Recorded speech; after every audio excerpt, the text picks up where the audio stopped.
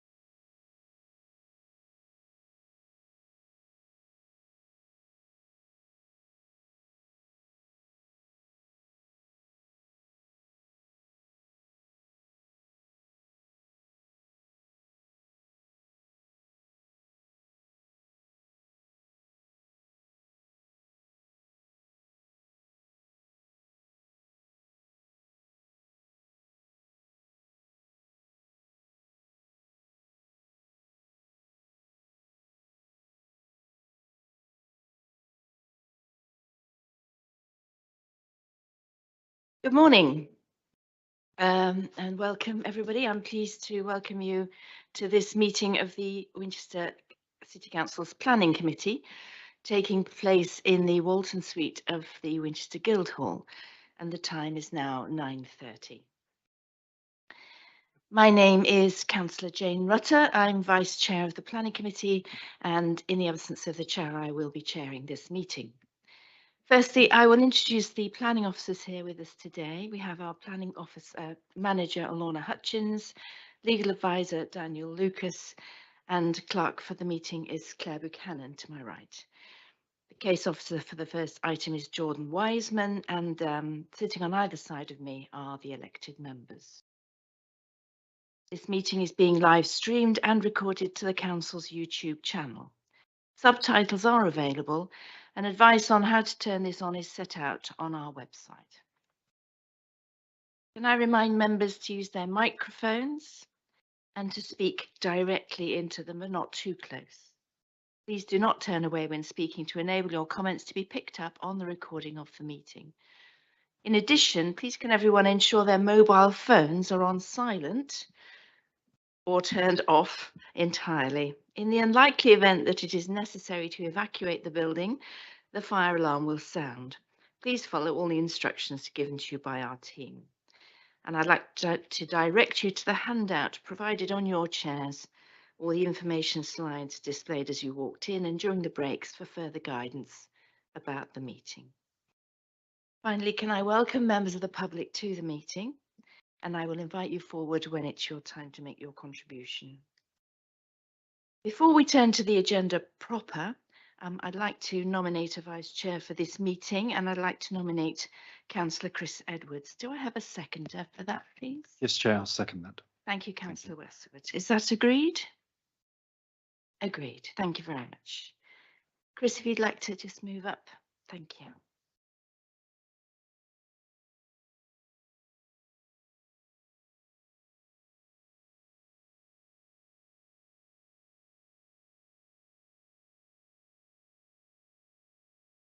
Now, turning to the agenda, can we have apologies and deputy members, please, Claire? Thank you, Chair. Apologies for absence received from Councillor Evans with Councillor Ackwell deputising and from Councillors Clear and Councillors McLean with no standing deputies in place. Thank you. Thank you. And do we have any declarations of interest, please, members? No? Okay. Minutes of the previous meeting on pages 9 to 16 of your agenda pack. Are those agreed, please? Thank you very much.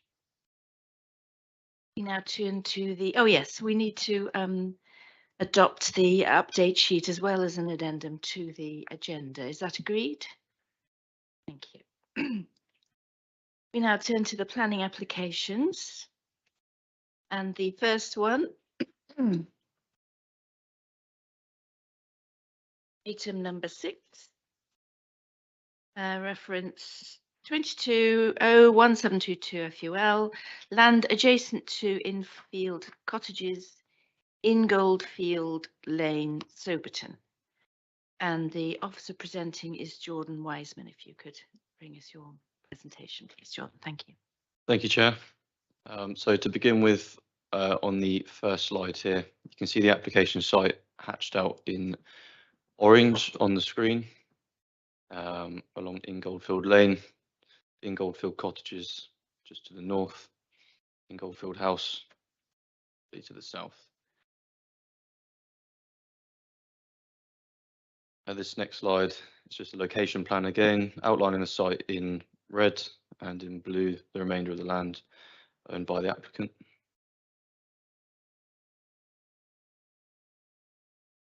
This is the existing site plan for the site, with the existing site vehicular access in the bottom corner here where the cursor is, if you can see that on the screen.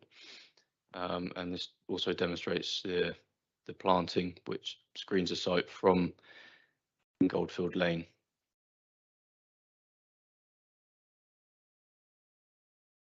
This slide here shows the proposed site plan. You will see the vehicular access remains in the same location, albeit slightly widened. The vehicular access is widened by some alterations and trimming back of the existing hedging which fronts Ingoldfield Lane. The siting of 2 detached 2-bedroom units, bungalow style units, are sited in the site for use as holiday lets, each with their own sort of curtilage in there.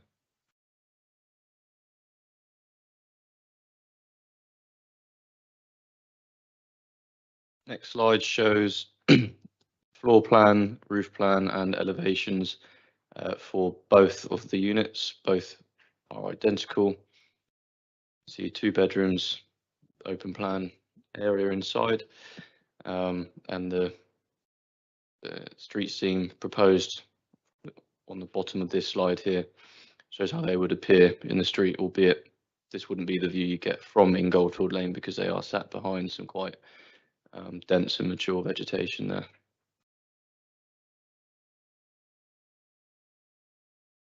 Next slide shows the elevations in a bit more detail.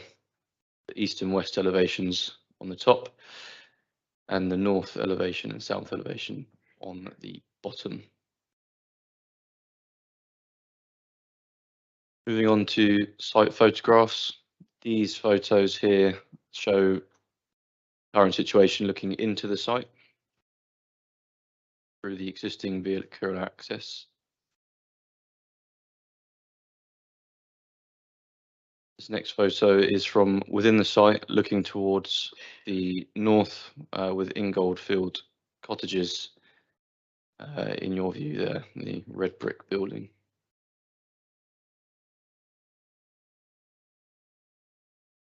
This is a view within the application site looking west towards the rear of the site, showing the site's boundaries over there.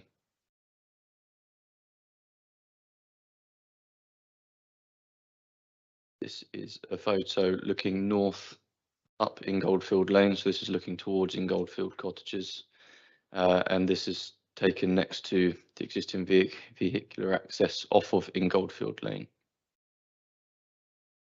And this would be the vegetation that would be trimmed back to make way for the slightly widened access into the site. This is a view looking towards the application site, looking south, which is down Ingoldfield Lane. This is taken next to Meadowview, which is one of Ingoldfield cottages. The site sitting just behind this vegetation here.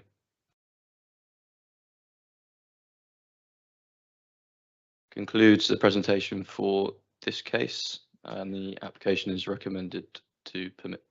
Thank you, Chair. Thank you, Jordan. We now go to the public speaking. We have no objectors, no parish council representative, no ward councillor. We do have, however, Robert Tutton, the agent, as a supporter. Welcome back, Robert. Nice to see you after this long break. If you'd like to come forward and give us your 3 minutes. You know the routine. When you're ready, you have 3 minutes. Just press the button at the bottom of the microphone. Thank you.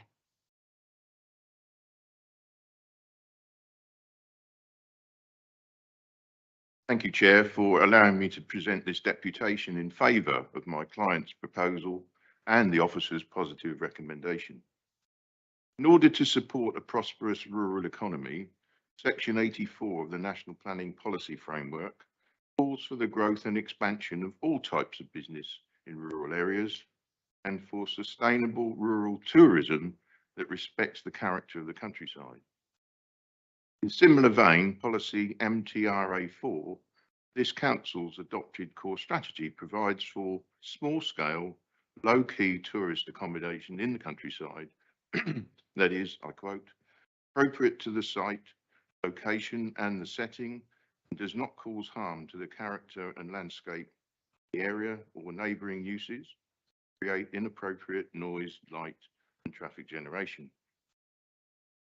This application site is close to the South Downs National Park and a network of footpaths that includes Roy's Lane and the Meehan Valley Trail. Old Forester and White Line pubs are relatively close by, as too is the Swanmore Golf Course. My client proposes to erect a pair of detached 2-bedroom single-storey holiday lodges, self-catering visitors who would bring their own provisions or buy them while they're out on excursions. That principle was accepted by this council at Dell Cottage in Miles Lane, Wickham, and followed the Rest a While appeal decision in 2006. Your council's landscape officer has acknowledged that while Ingoldfield Lane is rural in character, it is, quotes, not devoid of residential development in close vicinity to the application site, and that introducing more low-key development into the lane here would not be incongruous or out of place, would not significantly harm the rural character of the area. The Highway Authority has accepted that the trip generation of these units will be negligible and the visibility displays are based on measured speed data. Chair, I have revisited the application site since the officer's report was published to exercise my own judgment in the manner required by the development plan and the NPPF. I've come to the view that none of the matters raised by objectors are of such moment as to justify a refusal of planning permission. In view of the positive presumption generated by the development plan, I have satisfied myself that the officers are right to conclude that permission should be granted. The members are requested to accept their recommendation. Thank you. Thank you very much, Mr. Tutton. Thank you for keeping well within the 3 minutes. Thank you. If you'd just like to wait a minute, because we have a new, since you were last here, I think, arrangement that members are allowed to ask matters of clarification of you, if that's okay. So members, do we have any questions of clarification? Councillor Reid. Thank you, Chair. Good morning, Mr. Tutton. Having visited the site yet again, do you agree or disagree with the Parish Council's view with regards to the footpaths and bridleways? They say the proposed lodges will be visible from the footpath and bridleways. Could you To the pop the south. microphone back on, please, Mr. Tutton? Thank you. Sorry. I haven't tested that particular viewpoint.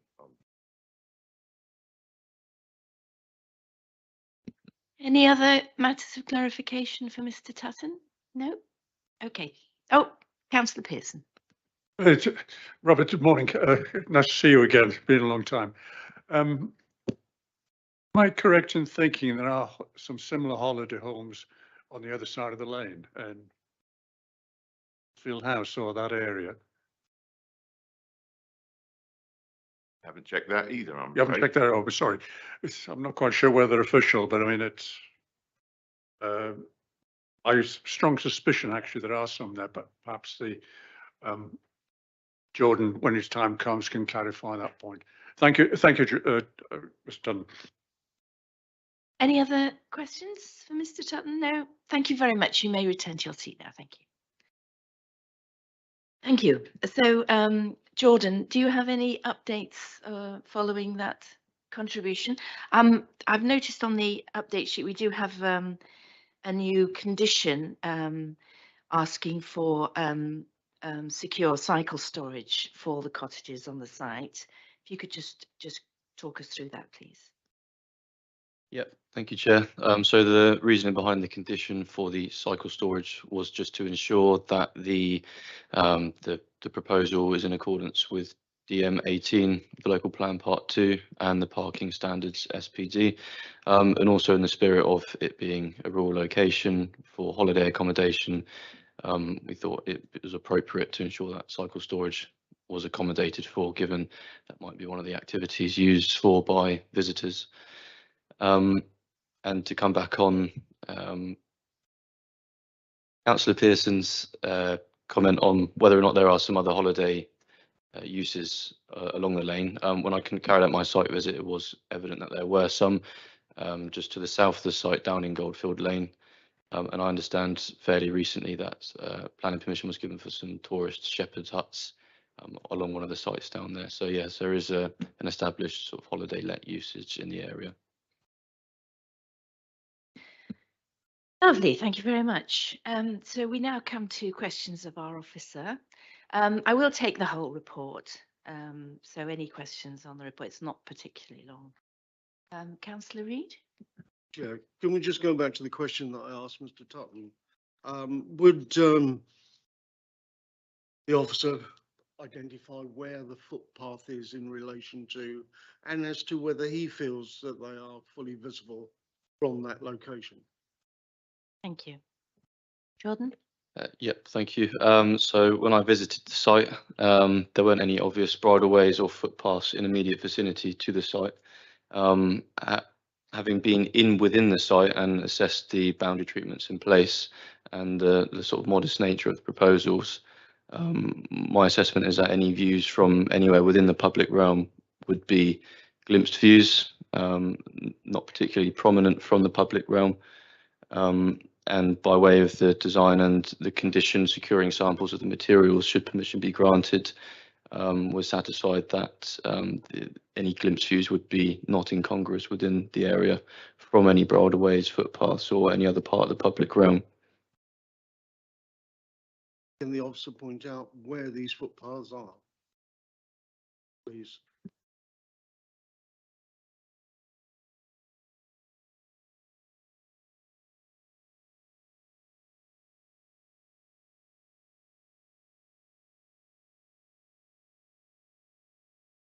I think Lorna's going to explain where the footpaths are. Chair, I've just been looking at our GIS map, and there's a network of footpaths, designated footpaths, that's further to the north of the site from where Chapel Lane is, which is further to the northwest. It's actually off that map.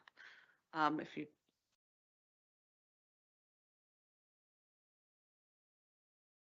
Yeah, so they're further up that way, northwest. So Chapel Lane is further to the northwest as well, and the footpath network is that far away. And the ones the parish council point out are to the southeast. They'd be some distance away as well.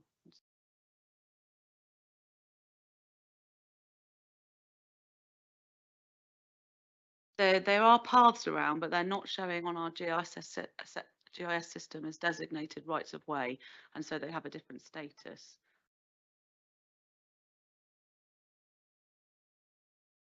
Thank you very much for that clarification. Further, yes, Councillor Edwards, thank you. Thank you, Chair. I note that the local councillor has suggested that this development is not small scale. Now, of course, small is a relative term, and I would seek advice from officers on how that might be judged when an application comes forward. What criteria might lead a proposal to be designated a small development? Thank you. Yep, thank you, Councillor Edwards. So when assessing whether or not something is small scale for the purposes of policy MTRA4, as you say, is a matter of planning judgment. So when applying that policy, it sort of comes down to assessing the overall size of the site, ensuring that any development on that site is not going to overdevelop it. It is the assessment in this case that the 2 units on this site would not overdevelop it in relation to the overall size of the site. It's also important to take into consideration the pattern of development in the surrounding area, how open the area is, the size of plots in the area, and the density development within the immediate vicinity. They're the sorts of things and characteristics that I consider when assessing and applying that policy, and in this instance it was assessed that this could be considered small scale based upon the proposal's own merit. Thank you. I have a question. The ward council also raised concerns about flooding. Could you just reassure us that this has been taken into account, please? Yes, thank you, Chair. So, into the correct page of the report. So on page 26 of the officer's report, having considered the site's flood zone, that it falls within its flood zone 1, which is an area which is considered to be at very low risk from surface water flooding. I did visit the site during a period of heavy rain, and the ward councillor submitted a number of photographs of their objection, showing the state of the road, in particular out the front. It is quite a narrow country road on a slope, so in periods of heavy rain, it would be quite typical for it to be for runoff to be visible. However, it's in a flood zone 1, so at low risk from surface water flooding. Comments were received from the drainage engineer, albeit quite late on, which confirm that, and we've got conditions, pre-commencement conditions in place which request appropriate details that we can liaise with the council's drainage engineers on to ensure that it is appropriate. Thank you very much. Councillor Ashwell. Yep, that's better. Just wanted, again, going back to the objections from the local ward councillor. It mentions here about no shops or no public transport nearby. Do you have an indication of how close they are?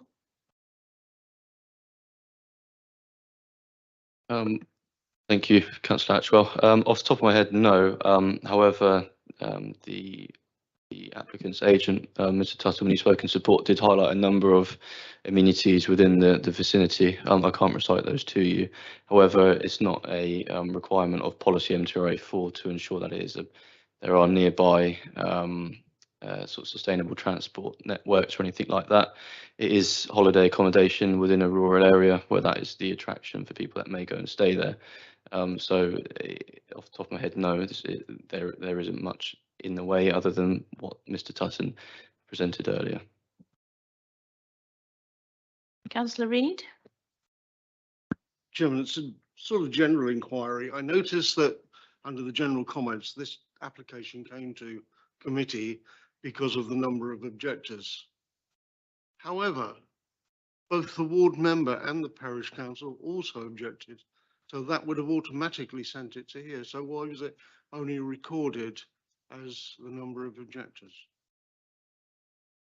Could I correct this? It's not the ward member, one of the ward members.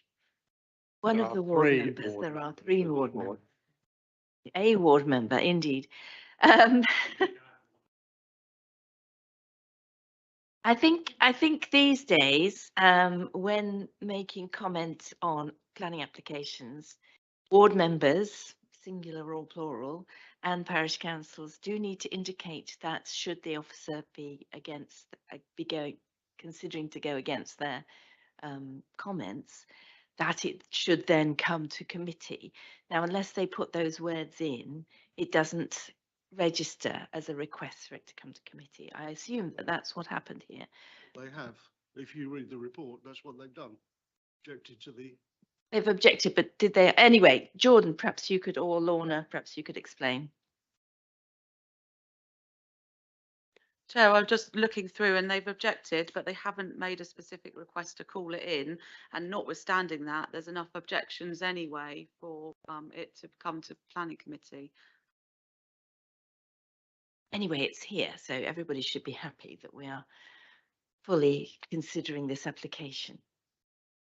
Okay, any other questions for our case officer? Councillor Ashwell. Sorry, just one more. Well, so if these are holiday lets, is there a limit to how long they can be let for? Like, is it 11 months of the year or every 4 weeks? Yes, there is a condition towards the end of the report. I think it's touched on in the report somewhere. Condition 4 states that the tourist accommodation shall be used for holiday accommodation, only which shall be limited to any one occupier occupying any unit for a maximum period of 4 weeks and for no more than 3 times per year, with a break between each occupation by the same occupier of 4 weeks. And the applicant should hold a register so that we can check that as well.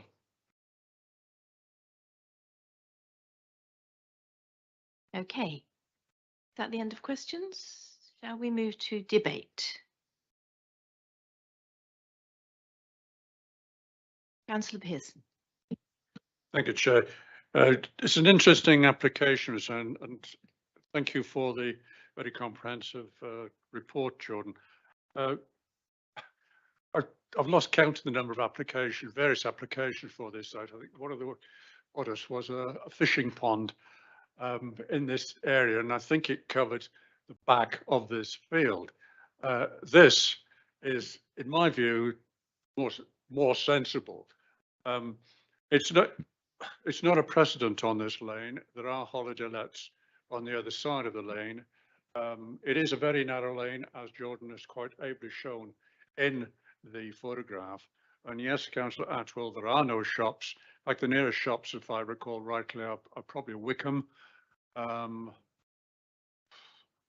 or where else? Droxford, Swanmore. But Mr. Tutton rightly said anyone going into these things would be aware of that and would be expected to take provisions with them, which is not unusual for a holiday let. There are dozens of examples of this in the Dales in Yorkshire, in Lake District.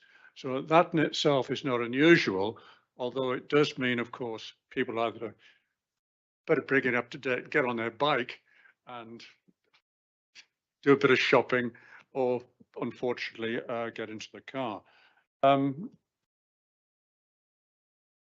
MTRA 4 does cover this situation. They would be seen from the footpaths with a backdrop of the hedges behind there, which are remaining. The only thing I'm a little bit uncertain about it is only one individual can occupy the unit for a maximum period of 4 weeks. One individual? But perhaps that could be clarified, because I can see husbands and partners or whatever by themselves, no children. I don't think we mean that, so that could be clarified. I have no objection to this at all. I'm aware the parish council from Councillor Weston's comment don't like it, but then, well, I won't say any more about that. I've not discussed it with them, nor have I discussed it with Councillor Weston. I have no objection to this. Thank you very much for the report, Jordan. Councillor Reid. Thank you, Chair. Along with fellow colleague, I've no objections to this. However, a statement was made. Overdevelopment of the site, it may not be, but one's got to be very careful that we're not overdeveloping the area. And that's something I think we need to watch out for. MTRA 4 is a document or a policy which has been written in the existing local plan and intends to be carried across, unfortunately without clarification, because this is a policy that can be determined in different ways by different people. So we as members can look at it in one way, officers look at it in another way. It's one that I would have liked to have had clarified a little more. MTRA 3, they've actually taken that opportunity and reworded that totally. But I can find no planning reason at this point, Chair. Thank you.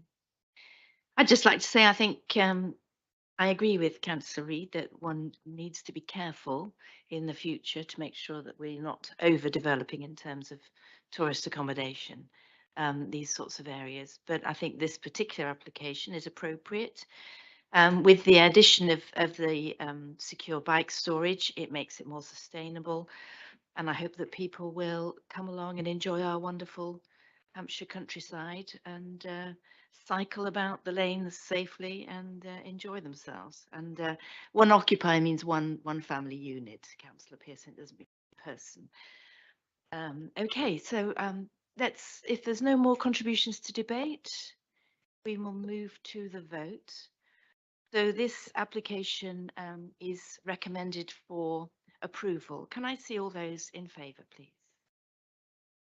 That's all members. Unanimous, Chair. Thank you very much, Claire. Thank you. Thank you. Jordan, you're taking the next one as well, aren't you? So just let us take a breather and then we'll come to you again.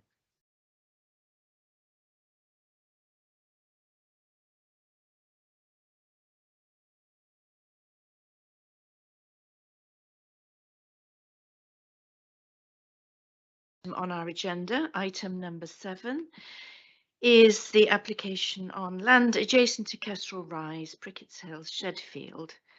Again, the presenting officer is Jordan Wiseman. When you have the presentation ready. Sorry, too quick.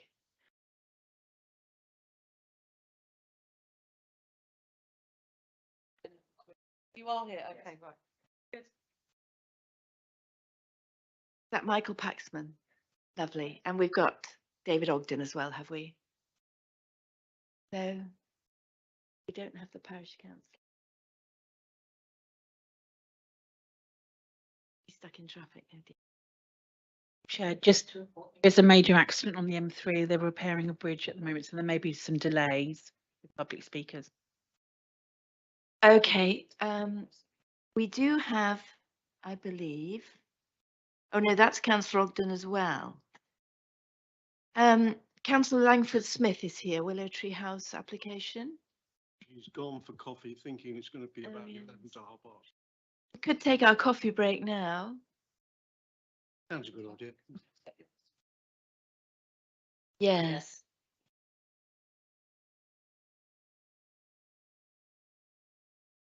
Who's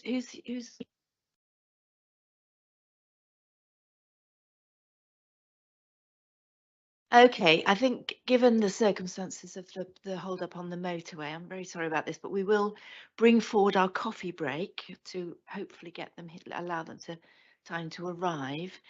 So we will take a short break now and we will return at 10:15, please. Thank you.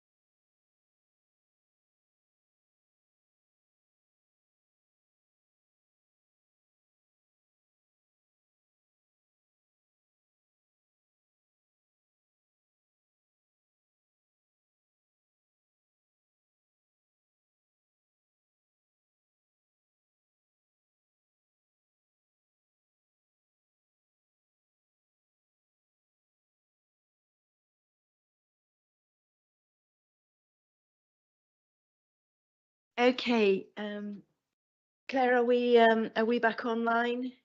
We are, Chair, yes. Okay, lovely. Sorry about that delay. Waiting for speakers caught in traffic. I think we're ready to go ahead now. And the next item on our agenda is item number 7, which is the land adjacent to Kestrel Rise, Prickett's Hill, Shedfield. And the officer presenting our report is Jordan Wiseman. If you'd like to start now, Jordan, thank you. Thank you, Chair. So this application is proposing the conversion of an existing mobile home, which is currently used as storage and washroom facilities, into a short-term holiday let. The plan below shows the site hatched out and edged out in red.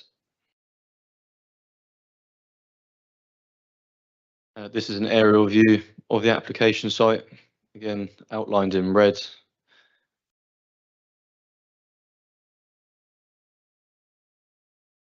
This is the existing and proposed site plan. This is because there is no proposed change to the site plan. The existing mobile home is indicated here with an arrow outlined in red. That is the siting of the existing mobile home to be converted to holiday let.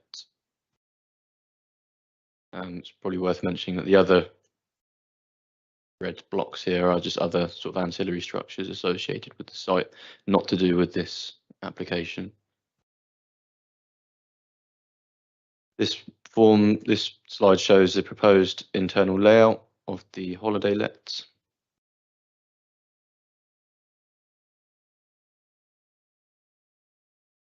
This is the existing mobile home due to be converted.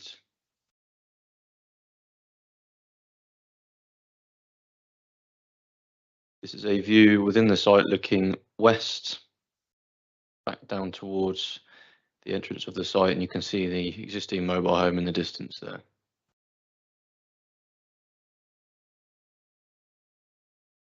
This is a view looking back towards the rear of the site, looking east.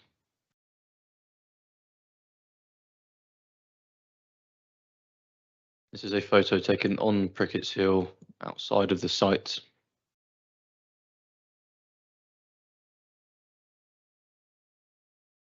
That concludes the presentation for this item. The recommendation is to permit. Thank you, Chair.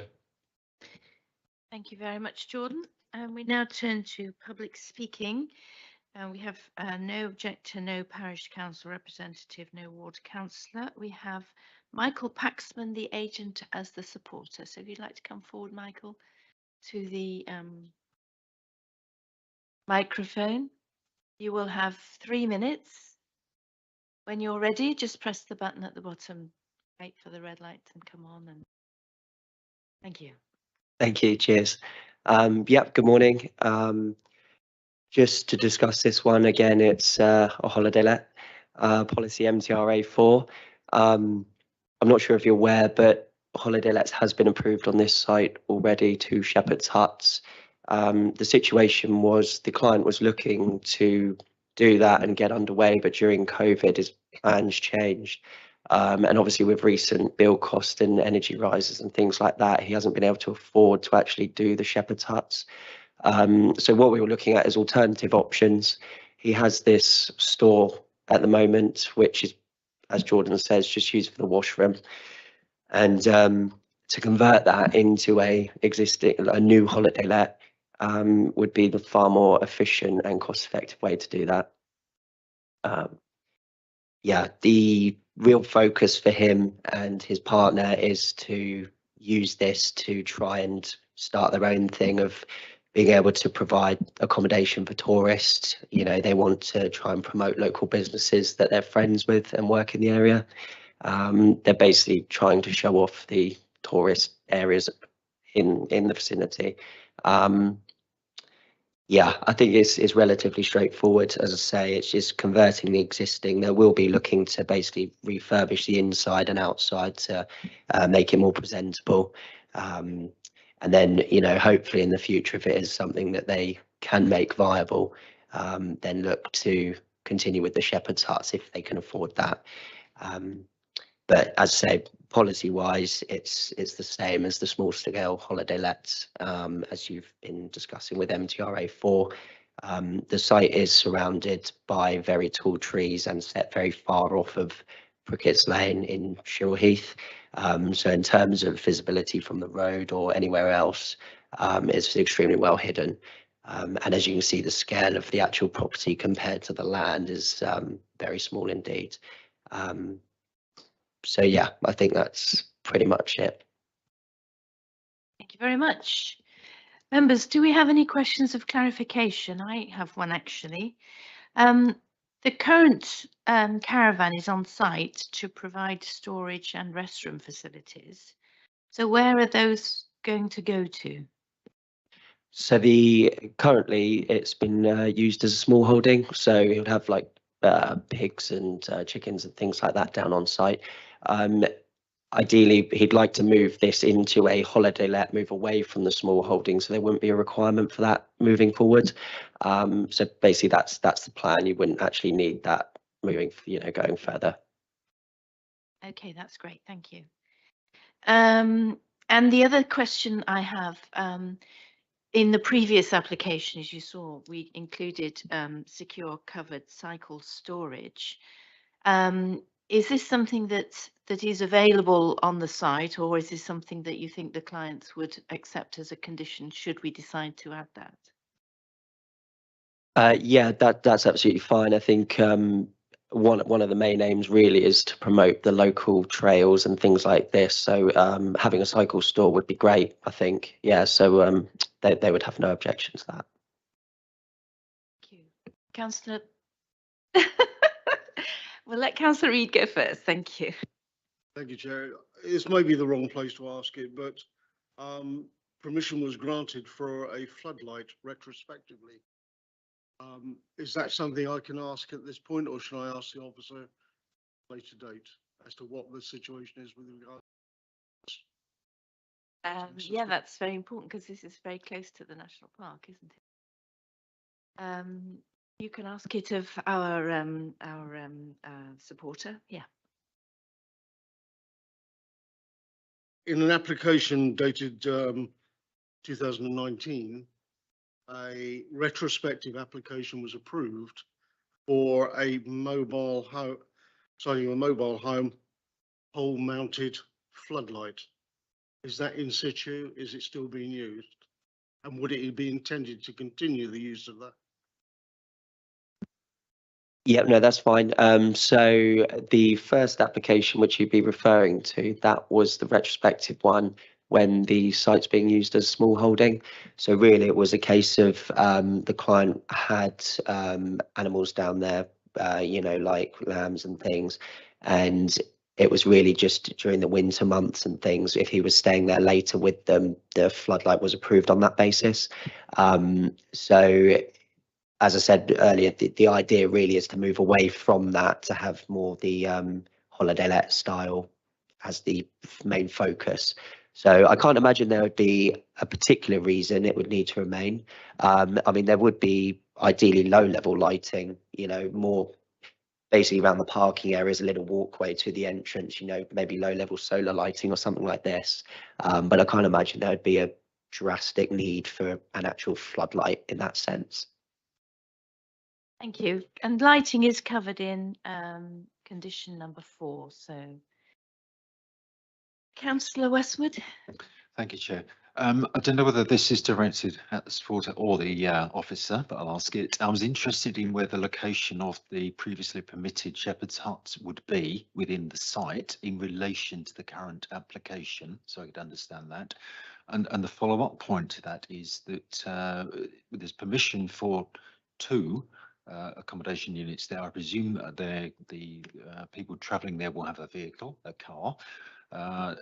Should be reminded to give this permission. There'll be another car as well. So I'm interested in the arrangements for cars, parking, etc. on the site. So the relationship between the existing approved plan and current application, and the parking arrangements between the multiple sites. Do you feel you could answer that, Mr. Paxman? Yep, so that's absolutely fine. I don't know if you're is it possible to get these plan back up on there just quickly? So I don't think the existing, like you mentioned, the existing, yeah. So as you see on there, the entrance where that little red square is, that's actually basically representing where the car parking area would be. On the pictures, you would have seen it as a scraped area. The shepherd's huts are just below, yeah, so probably a bit nearer toward, yeah, roughly about there. The thing is with the shepherd's huts, obviously they're very small, so maximum you can only get 2 people in there. We know how the shepherd's huts work. So the maximum, because obviously each one is 1 bed, so it's 2 people. So you'd have 3 spaces. The parking on site's not an issue because obviously there's quite a lot of parking there, and also that you can turn around quite easily and come back and forth the lane. We do have a plan of the shepherd's huts if you'd like to see them, but essentially it's just below that parking area, and yeah, they're probably about 3/4 of the size of the proposed mobile home block, so they are quite small, to be honest. Yeah, so if that helps. I'm sorry, I could have brought a shepherd's hut plan and stuff, but That's yeah. fine. I think that's made that quite clear. Councillor Westwood? Just to follow up on that, is there any groundworks needed for the parking? You say it's the scraped area, so is that? That's right. So I'm not sure if again, if you could just go forward a couple. So in that picture there, it basically, we are effectively where the entrance is, and it goes further on to the right. So there wouldn't be any other groundworks required for this. In this application alone, there's actually not much at all that needs to be done. Really, it's really internal conversion of the mobile home, and then basically making the outside a lot more presentable as well. So essentially, there's no actual major works taking place on this application. Okay, any more questions of clarification for our public speaker? Yes, Councillor Edwards, and then. Thank you, Chair. The view that we have on screen at the moment shows an extensive field, and even 3 units will only occupy a small part of it. What's the future, well, current and future use of the remainder of this site? So as I said, it has been used as keeping horses, bees, pigs. The clients actually live in Shield Heath, so they do spend a lot of time down there looking after the animals and things. As I said, the idea really moving forward is to move away from that and focus on the holiday lets. It really depends how well it responds to this one. This is an affordable way to be able to test it out. It may work, may not, but if it does, obviously the shepherd's huts could be another option to look to develop it. If it is successful and there is demand for it in the area. Again, if they wanted to add more in the future, that would again be subject to planning and up to everybody's decision. But really, this first one is just to see if it's viable, and this is a good way to start to get into it. What you see there is pretty much exactly how it is. It's pretty much just a very big empty field at the moment. And as I say, that they've been moving away from the animal side of things and more hoping to focus on converting the home into a holiday let. Yes. Sorry, make you sigh. Thank you. I will be wrong to speculate about future uses of the site, but I'm just concerned that what does happen on the remaining substantial amount of land, big resource, is compatible with the holiday home. So yeah, one of the ideas initially was to say, okay, well, could you have a holiday let scheme that you could get involved with the animals? That is like a part of it, learning about the animals and how they live and things like that, if you wanted to combine the two. I think moving forward, just where things have changed in the last few years with the client, you know, they're more looking to promote other businesses, you know, promote other areas and offer offer the walks and trails and cycle paths of the area as more of the attraction now, rather than them being more hands-on. If the real plan really is to keep that spare and more push it towards other local businesses and try and promote the area more than anything. So yeah, I think it should be working fine. As you can see from having that mobile home looking down the land, you know, it would be a nice view for them. So obviously that would be quite a good feature for anybody visiting the area. Thank you very much. Any other questions of clarification for our speaker, Councillor Reid? Thank you, Chair. It is a clarification for me. At the opening of your presentation, you referred to the shepherd's huts. And then you referred to the word are, as though they are on site. Are they or are they not on site? So they're not on site. They haven't been developed. Planning is approved. So that is, you know, that they have been approved, but he didn't start the works on them because obviously in the last couple of years he's struggled to get the finances together for that.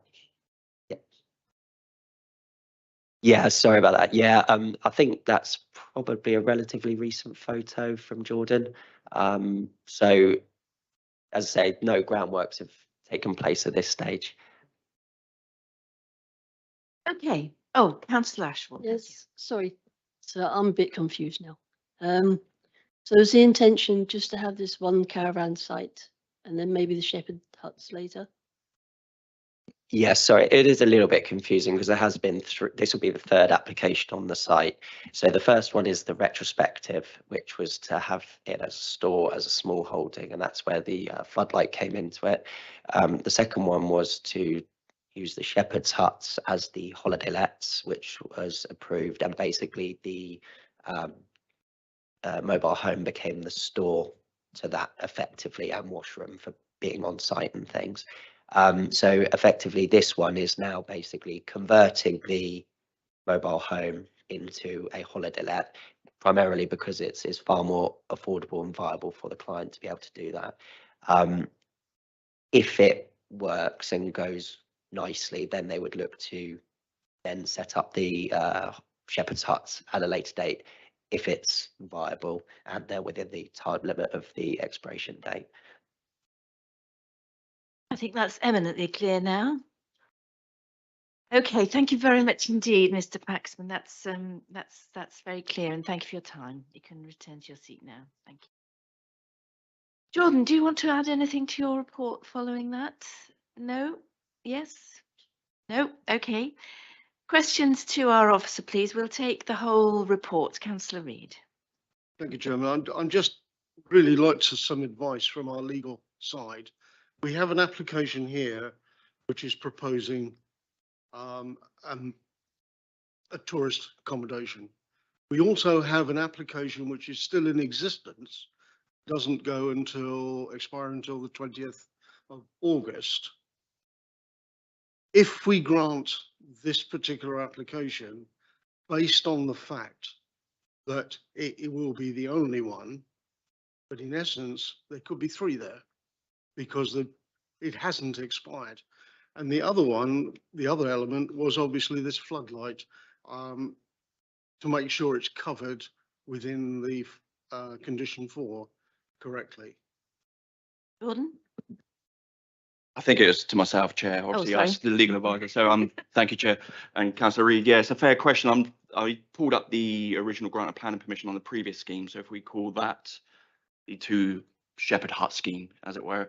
And you're right, the decision on that one was granted 20th of August 2020. And there's obviously the normal planning condition relating to section 91, which says obviously you've got to commence prior to 3 years.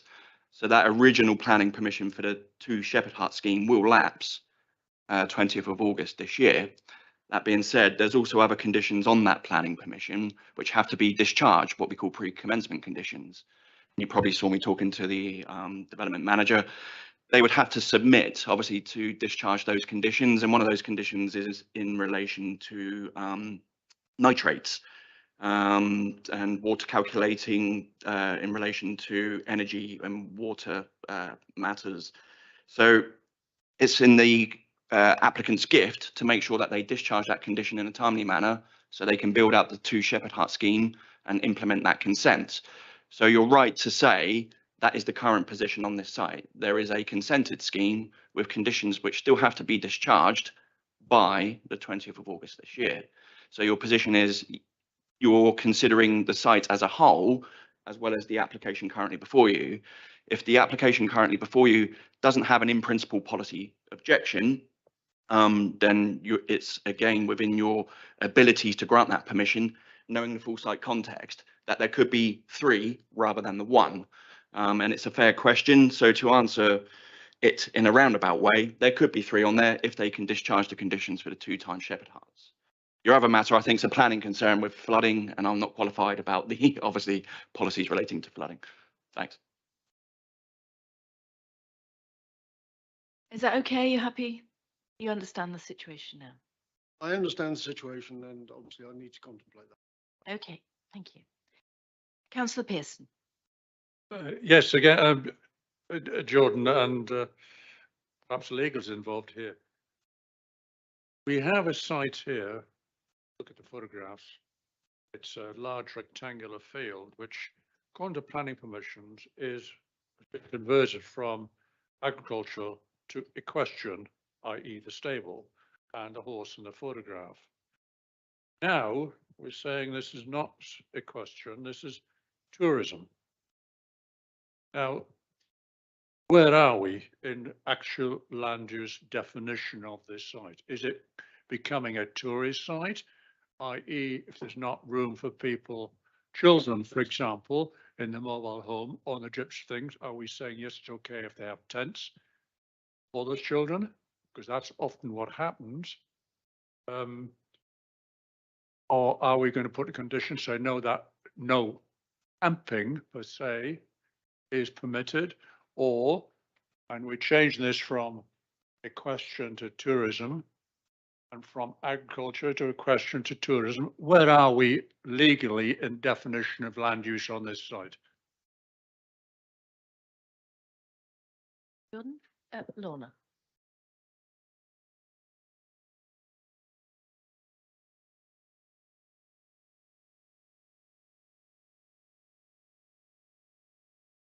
We're just having some consideration of this. Just having an arming chair as to whether or not it'd be myself or for Lorna to respond.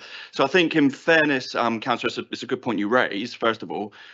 Essentially, we've got a permitted scheme, so the 2 Shepherd Hut scheme for those particular uses and the development that follows from that. So the use has been granted for tourist use in relation to those 2 Shepherd Hut schemes, as well as the consequential operational development, i.e. the siting of physical buildings and structures in relation to that use.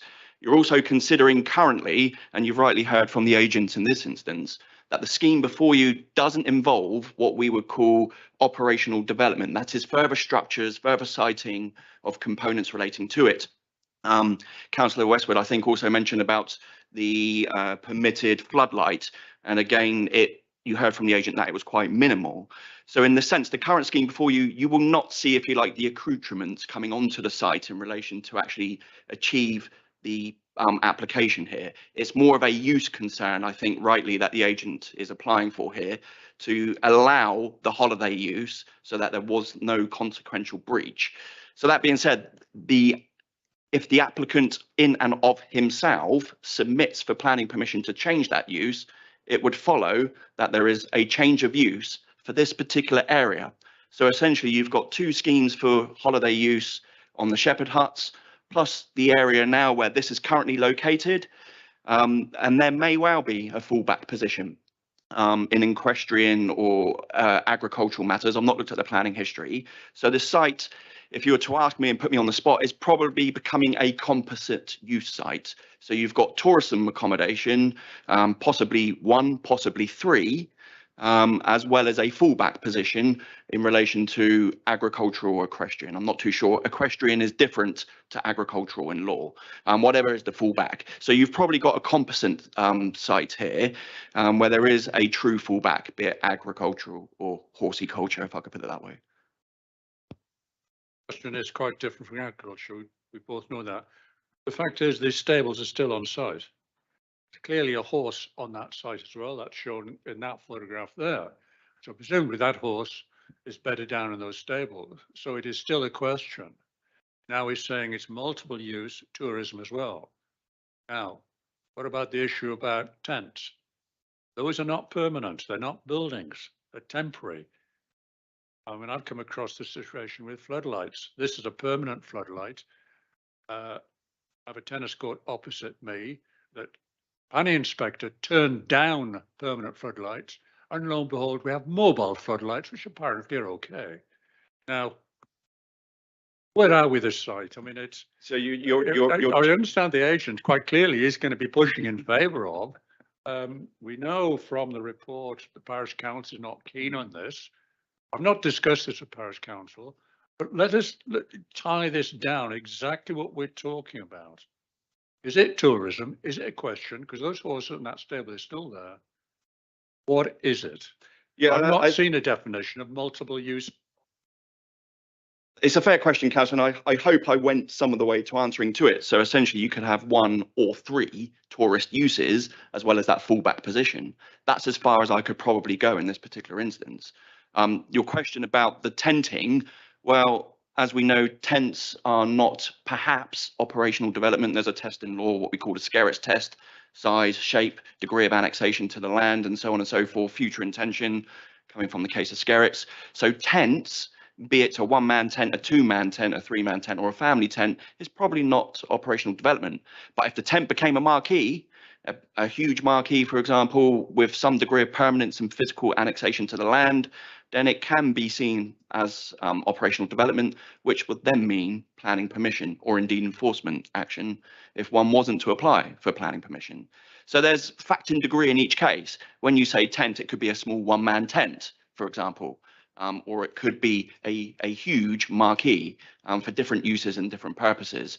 So I can't specifically say whether or not a tent will be permitted, because I would need to see, obviously, that particular fact in each case as it comes forward. But going back to the first submission, this could be seen as tourist use for 1 or 3, as well as the fallback use that they've currently got. Thank you, Mr. Lucas. Okay, if I could just ask, is it possible to condition that something along the lines of allowing occasional addition of tents up to sort of 2-man tents, but in only in use with the accommodation as permitted? Or because otherwise, you know, you might get the whole field covered in tents. Councillor, the simple answer will be no. I don't think it will be a reasonable condition because, as I said before, tenting is not development. So a 1-man tent, 2-man tent, 3-man tent, you wouldn't ordinarily seek to control that. I can rightly pitch a tent in my garden over the summer months and leave it there, and I wouldn't need planning permission, obviously, for people to play in that tent, children to play in the tent. So it's fact and degree, I'm afraid, in each case. And one would hope that obviously the planning enforcement team, if matters were to come to light, the usual public channels pertain as to making complaints, which would be rightly investigated. But you have to look at the application before you, and the application before you is simply to change the use of a structure which is currently in situ on site. So where is the planning harm in this case? That structure is there, it's sited. All they're asking for is simply a change of use. Thank you, that's very clear. Any more questions? Councillor Laming. Thank you, Chair.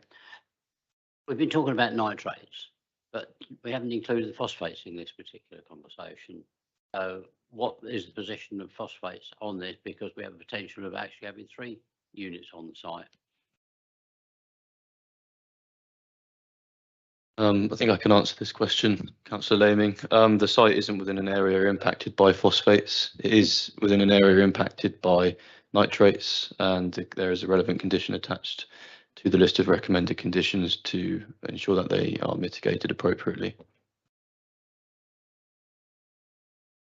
Any further questions? No? Good, thank you. Can I just ask, Jordan, if we can use the additional condition that was on page 4 of our update sheet for the previous item as an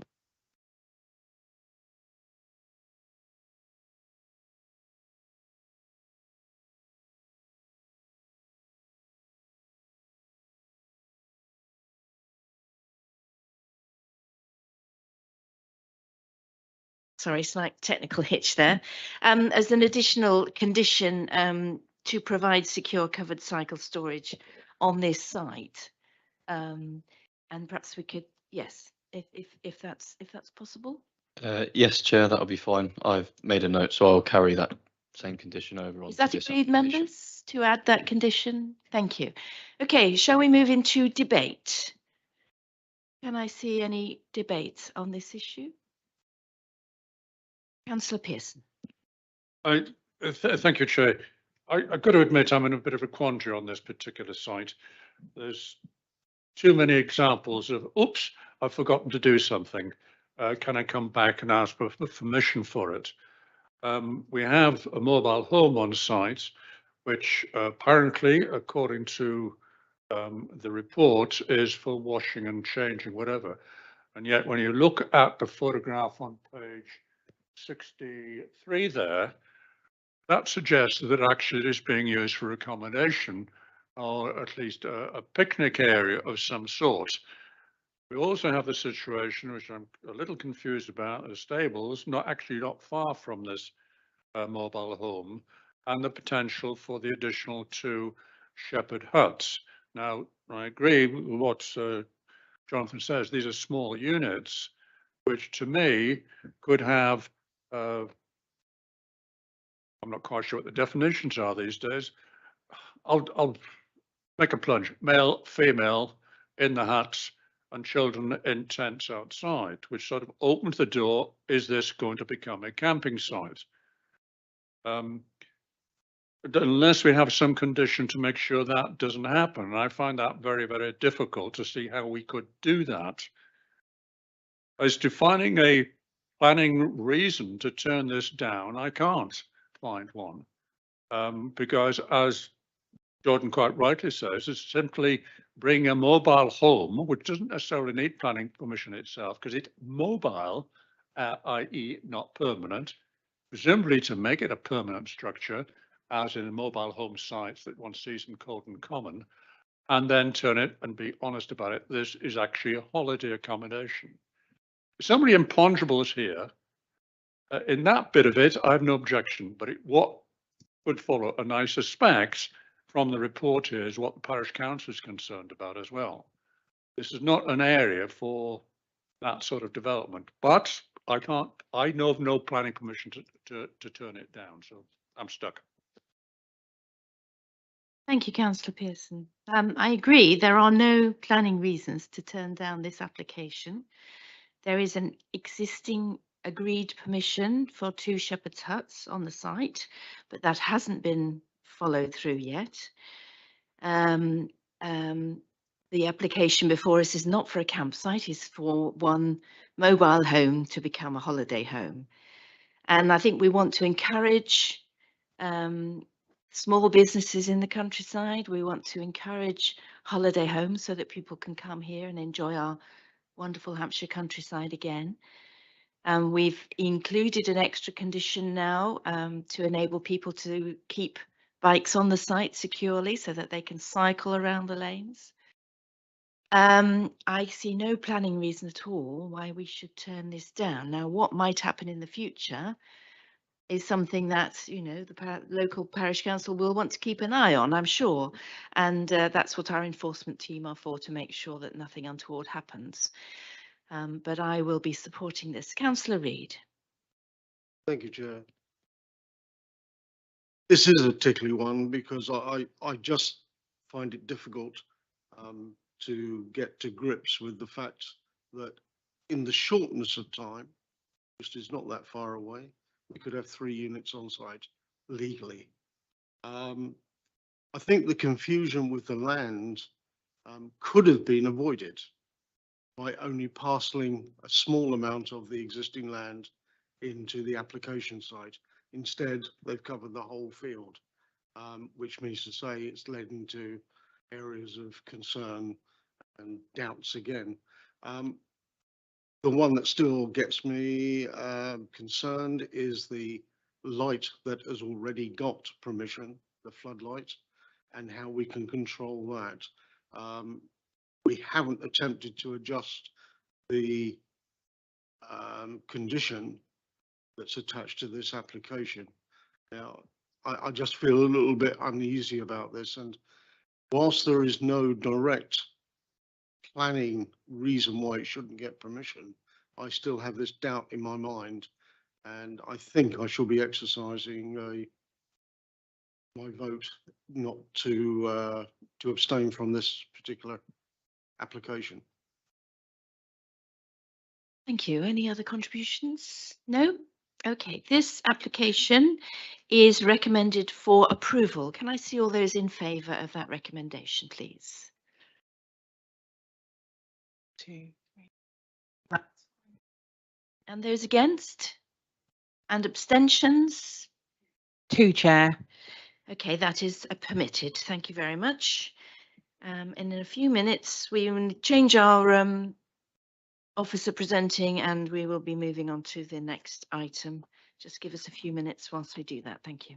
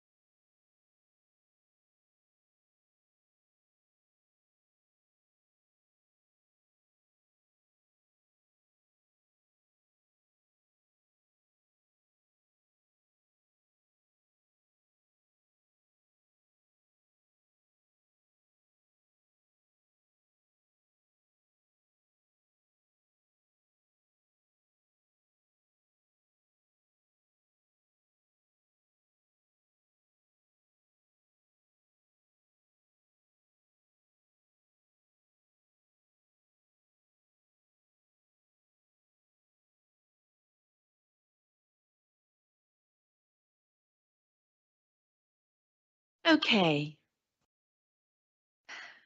Hello, Marge. Right.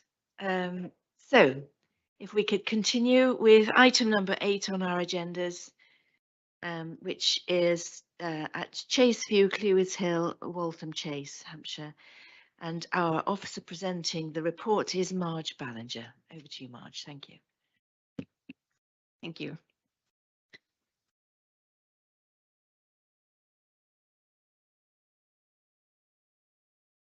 Sorry, I believe you read, well, this will be an extension to an existing garage annex of a dwelling, Chaseview. This is the aerial view of the site. It's the site itself is west of Clewis Hill, and it's where the road meets the B2177. The site is outside the settlement boundary and sits within land that is known as a designated strategic gap. And the settlement boundary comes through to this area, and then the settlement boundary starts where these buildings are built. This is a closer view of the proposal site. The dwelling, it sits fairly central within the site, and the garage is under these trees here as existing, adjacent to the small shed. There is a single access into the site and parking and turning areas along the front.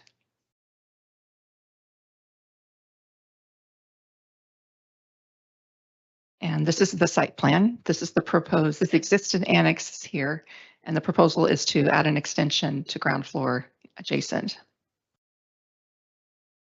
And this will be retained as an ancillary annex to the residential building.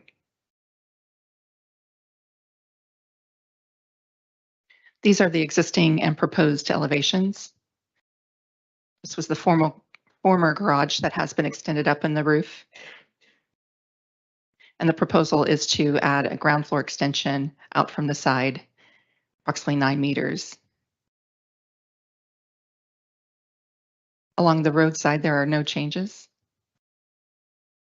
And the extension will be set back slightly from the rear elevation up to 3.4 meters at eaves and 3.4 with the roof light measurement.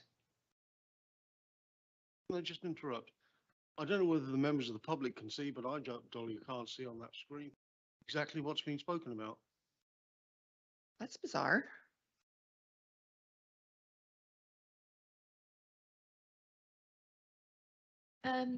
If you look on your On the report back. iPad, Councillor. I know the members of the public can't see it. There are the packs on some of the chairs, and which would have the pack in. It's on page 85 of the agenda pack. So anybody who's interested who wants to see those pictures, I think on the screen, on the YouTube presentation, it's clear. Is it clear? It is on the YouTube. Thank you. Okay, so is everybody happy they can see what we're talking about now? Yes, good. Thank you. Carry on, please, Marge.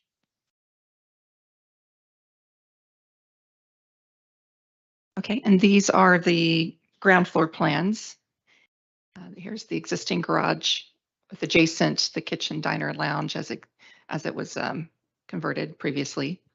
And the upstairs had two bedroom and a bathroom. And the proposal is to extend out from the kitchen dining area to add a smaller utility room and larger living area out to the side.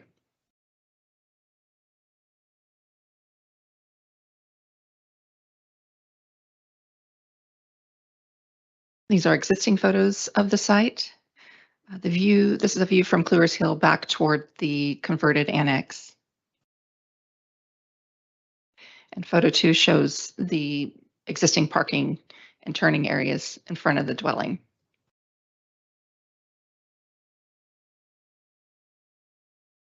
Photo 3 shows the area that will be infilled by the extension. The shed will be relocated to a different part of the garden. And in photo 3 and 4, you can see the neighbor's bungalow Rosewood is on the other side of the fence, and there are no side-facing windows to that part of the dwelling.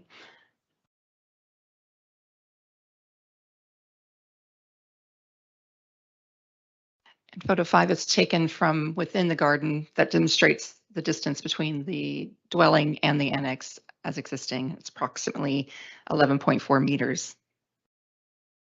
And photo 6 just shows the dwelling in its setting.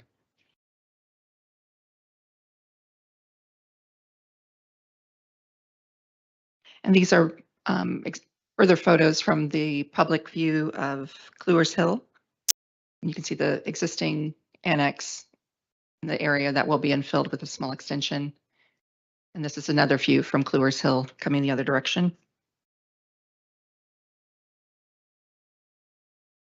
And these are photos taken from the public open space known as the Triangle that demonstrates the retained hedge, but you will be able to see the annex as existing and proposed.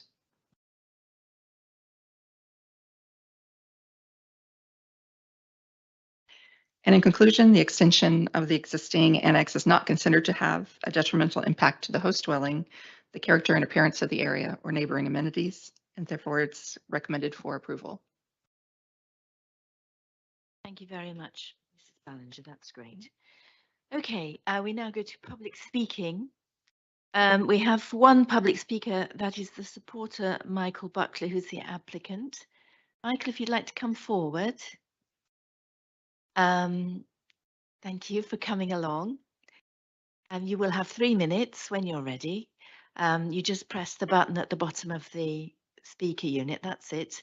And a timer will come up on the screen to show you how long you've got, okay? Thank you very much. Okay, basically I came along and registered to speak in case anybody had any questions. I don't have any technical report or anything like that, like the first gentleman did. I'm happy to tell you what we're doing and why we're doing it, if that's helpful. But other than that, I just came so I can answer questions if you had any. What you're doing and why you're doing it would be very helpful. Okay, what we're doing, we're trying to make a dwelling that's big enough to put my wife's parents in. My wife's parents currently live on the side of the main A27 as the route that's diverted off of the motorway when it's closed or anything. Obviously they're quite old. The intention being that my wife is able to assist as they get into the latter years. We changed the original proposed layout of the annex by taking what was going to be the area that was going to be a living area, which was in the upstairs part, and making it into a bathroom. This was done after discussions with our neighbour who had issues with privacy because the window that looked out over the back of the property, out over the garden, on the plan it looked fine because it was quite close to the house. In practical, when we actually built the roof, you could look out of that window and into my next door neighbour's bedroom, which was obviously unacceptable. So what we done, we had a chat with them. We changed that into the bathroom rather than having a little ensuite, which made the downstairs kitchen area now a kitchen come dining room come lounge, which for a holiday let or similar is fine, but for a proper like somewhere to live with 2 people is very limited. It's about 4 meters by about 4.5 meters, something like that, with a kitchen in as well, obviously. So the objective is to put a downstairs toilet and like an orangery bit, which is a nice seating area, so that the bit that was going to be the all 3 will just be a kitchen diner bit. And then the other 2 bits will give them a toilet downstairs, so they don't have to keep going up and downstairs, and a living area. Thank you very much indeed. Thank you. Members, do we have any questions of clarification for the applicant, please? Councillor Pearson. Thank you, Mr. Buckley. That's an interesting comment you're saying there. So what are you saying? You're developing effectively a granny annex? Or, I mean, what is the purpose? Is it family use and only family use, or? Yeah, basically it's for my wife's parents. So for want of a better term, it's a granny annex. It was developed as we called it the annex, but that's what it is basically, yeah. Well, there's a difference actually if it's a granny annex. An annex could imply it's going to be used for a different family, but his question is, it's all part of your family, extended family, but family nonetheless. Is the garage still there, or is that, and what is built around the existing garage, or what? And what's happened to the garage? Yeah, the garage, it used to be, but when it was original, when it was my nan's, it was a double garage. What you can see on the picture there, the left-hand garage door is still a garage. And on the right-hand, where the window is, that used to be another garage door. And what we done, we bricked up the bottom part of it and put a window in it. And then that bit in there is going to be like the kitchen come, at the moment, kitchen come lounge come dining area. Yeah, yeah. Any other questions? Yes, Councillor Edwards. Thank you. I hope this is just a straightforward clarification. On the pictures, photo 1 on page 87, there are 2 large dormer windows overlooking the area in front of the main house. Yeah. But on the existing first floor plan, there is only 1 small side window facing onto the road. So I just wanted to confirm that those dormer windows will remain and will illuminate the bedroom and the bathroom. Is that correct? Yeah. Okay. Thank you.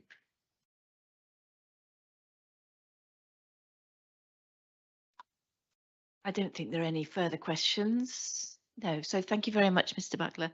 You may return to your seat. Thank you. Lovely. Marge, did you have any updates following that or no? Okay, thank you very much. So we will move to questions to our officer. We will take the whole report. It's not too long.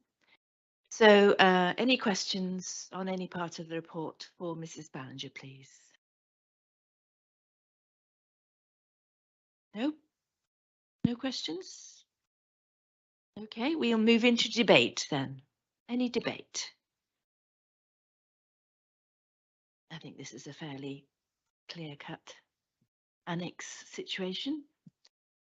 Okay, we will move to the vote then. So this planning application is recommended for approval. So can I see all those members in favour of approving this application? That's 7 members unanimous. Thank you, Chair. Thank you very much. So that is approved. Thank you. Okay. Do members want another short break or shall we carry on?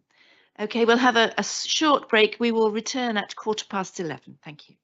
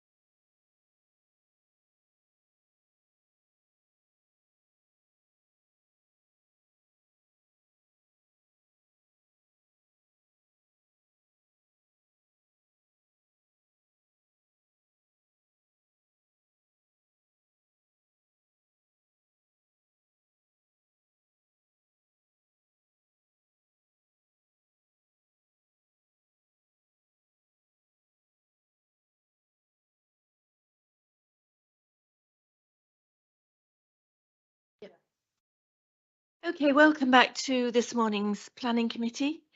We're now moving on to item number 9, which is Willow Tree House, Upper Crabick Lane, Denmead.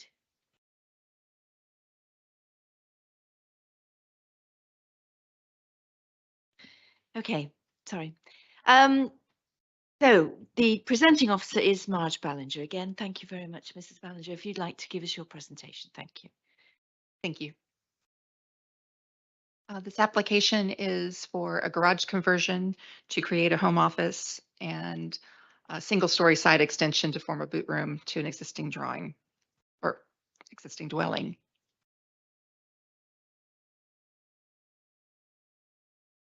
Willow Tree House is one of 2 replacement dwellings, and it was located, original dwelling was located here on the corner of Upper Craddock Lane where it joins School Road, or School Lane, sorry. It's across from the Fox and Hounds. This is considered the settlement boundary of Denmead. This is a large part of the site. You can see the dwellings are positioned staggered where Willow Tree House is more linear with the adjacent dwellings.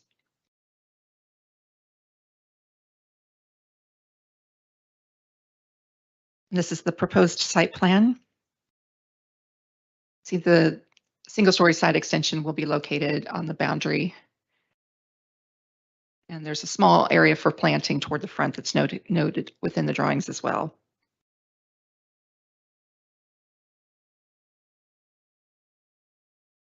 And these are the existing and proposed elevations.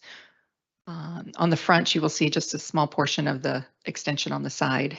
It's set back from the front elevation slightly and will be built of weatherboarding to match the existing dwelling. The garage conversion will have a window similar to existing windows in its placement of the door.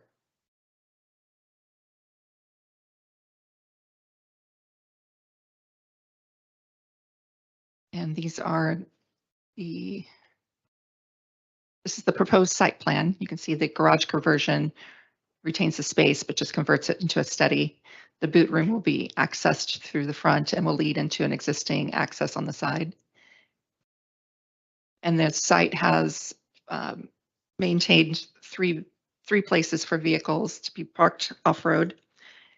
And there will be a planting area reestablished along the front near the boundary. Just wanted to note that the dropped curb has been extended all along the front for both dwellings to access.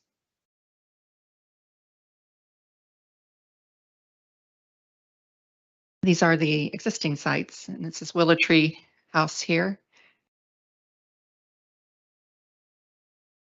And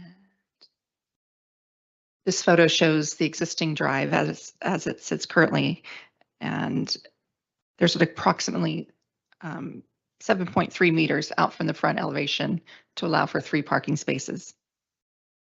Some of the planting that was removed along the front will be reinstated. And photo 4 shows more toward the access of Beach House, which sits slightly back. And this shows the existing gap where the side extension is to be built.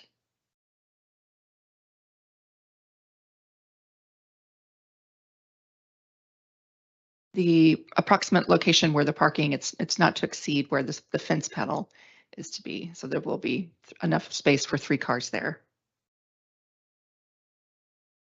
And this is a view from the School Lane back up toward Crabick that shows, or Upper Crabick, sorry, that shows the existing planting will be maintained and it will not have much of an impact on the character of the area seen from this viewpoint.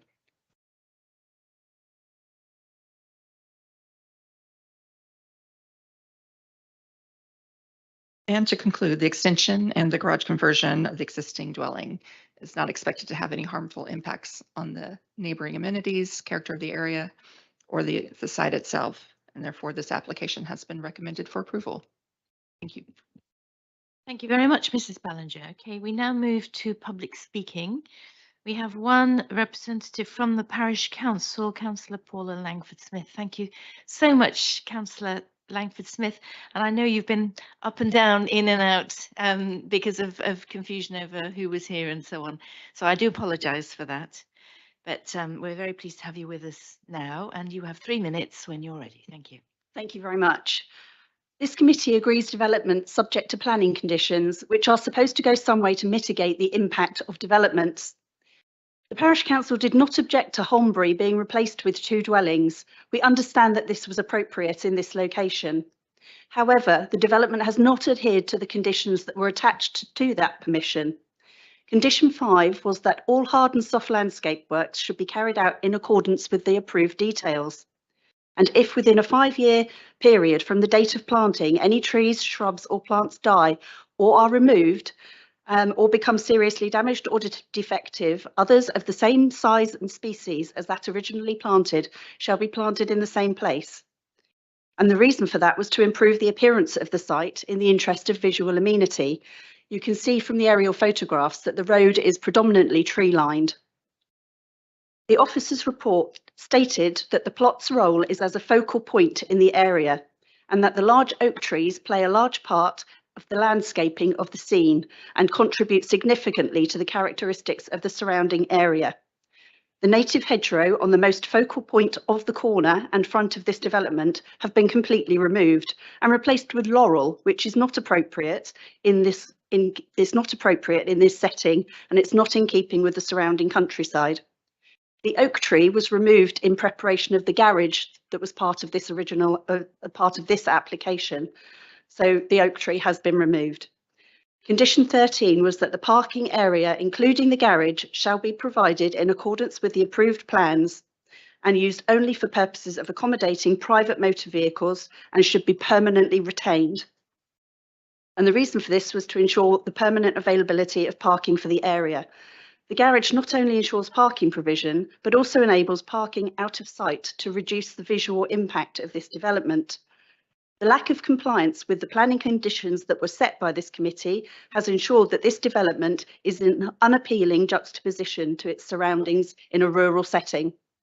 Granting of this application with further conditions will likely also be ignored by the applicants. So Denmead Parish Council requests that you refuse this application and enforce the previous planning conditions, which aim to ensure a reduced impact on development in this sensitive focal point location. The applicant should replace the native hedgerow and also the oak tree that they have cut down. Thank you. Thank you very much indeed, Councillor Langford-Smith. If you could just wait. Do members have any questions of clarification for the Parish Council representative? Councillor Pearson. Councillor Langford-Smith, are you saying that this site is subject to enforcement because the vegetation being moved without permission? It's not subject to enforcement currently, no. Can I ask, has the Parish Council reported it to enforcement? We've got rather a lot of cases with enforcement, so we're very careful about what we do report. But as this has come to this committee, I thought this was an appropriate time to raise the subject. Thank you. Any other questions? Okay, thank you very much indeed. You may return to your seat. Mrs. Ballinger, do you have any updates following that contribution? Yes, I just wanted to quickly add, I think the laurel planting was referencing this view of Beach House, removing some of their hedges and planting and replanting laurels. I'm not aware of any laurel planting within the proposal site. Yes, please. Thank you, Chair. I thought I'd take the opportunity just to explain the planting condition.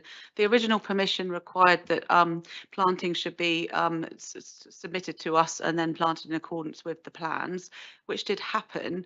But then part of that condition requires that if any of the planting is removed, then there could potentially be a breach of that condition. In this case, some of the planting has been removed, but then through this application, what we've done is required planting to be put back and of a native species as well. So the matter sort sort of remains like that as it currently stands.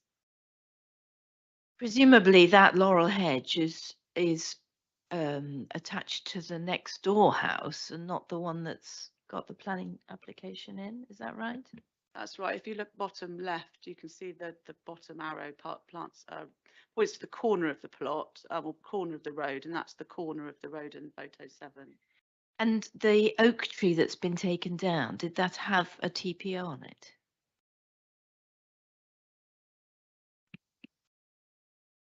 That's a shame. Okay, right.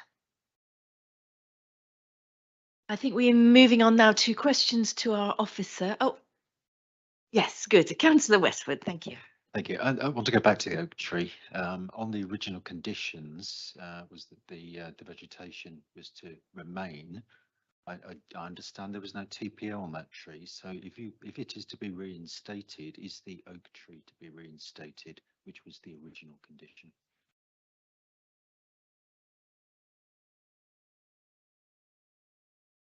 Chairman, we can look at the status of the landscape plan to see if that tree was requested to be retained, in which case there could be a condition that it's potentially in breach of.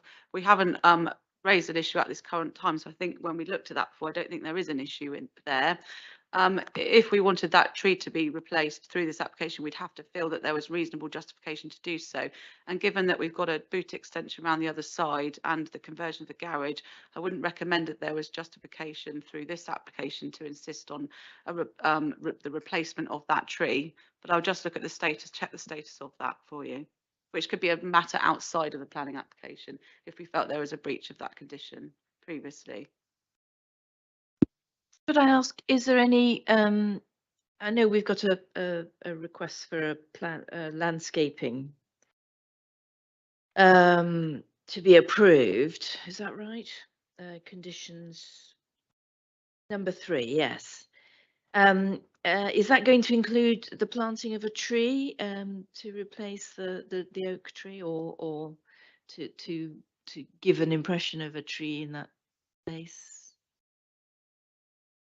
We didn't specify, we just said native planting. So the condition is to replant in that area. We didn't request a landscape plan in advance of this application to be approved. But if you would like to amend the condition. Can we do that? Is that unreasonable to us to see it first and to include a native tree as part of that plan? Is that possible? Chair, it is something that we can do. However, I'm not clearly, you'd have to give your reasons why that was necessary in this case, because we can't use this permission to try to deal with a potential breach that we don't know if there's a breach for the previous permission. You'd have to justify a new tree planting through this, through mitigating harm, and that the application wouldn't be acceptable to be approved without it, so that the condition meets the tests. Moving forward in the new local plan, of course, we're going to have a lot more requirements for improved planting and biodiversity net gain as we move forward.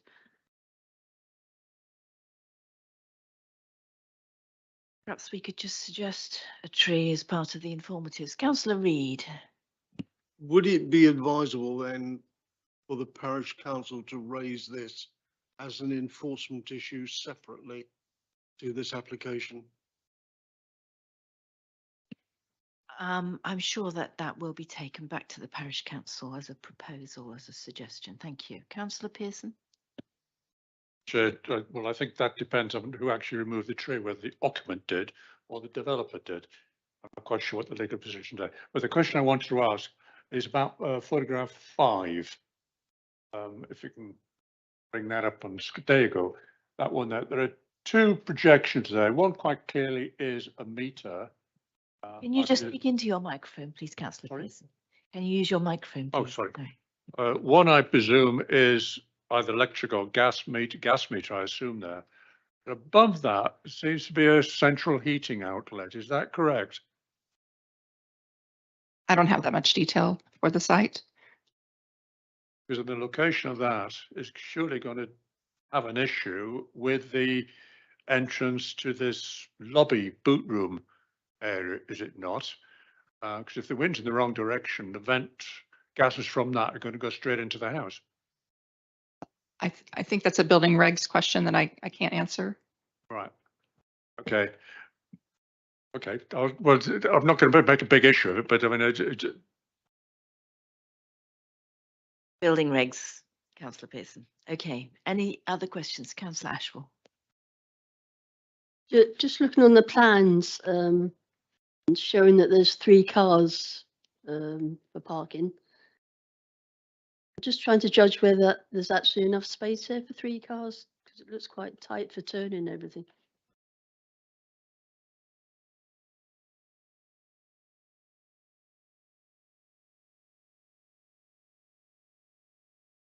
That's page 110.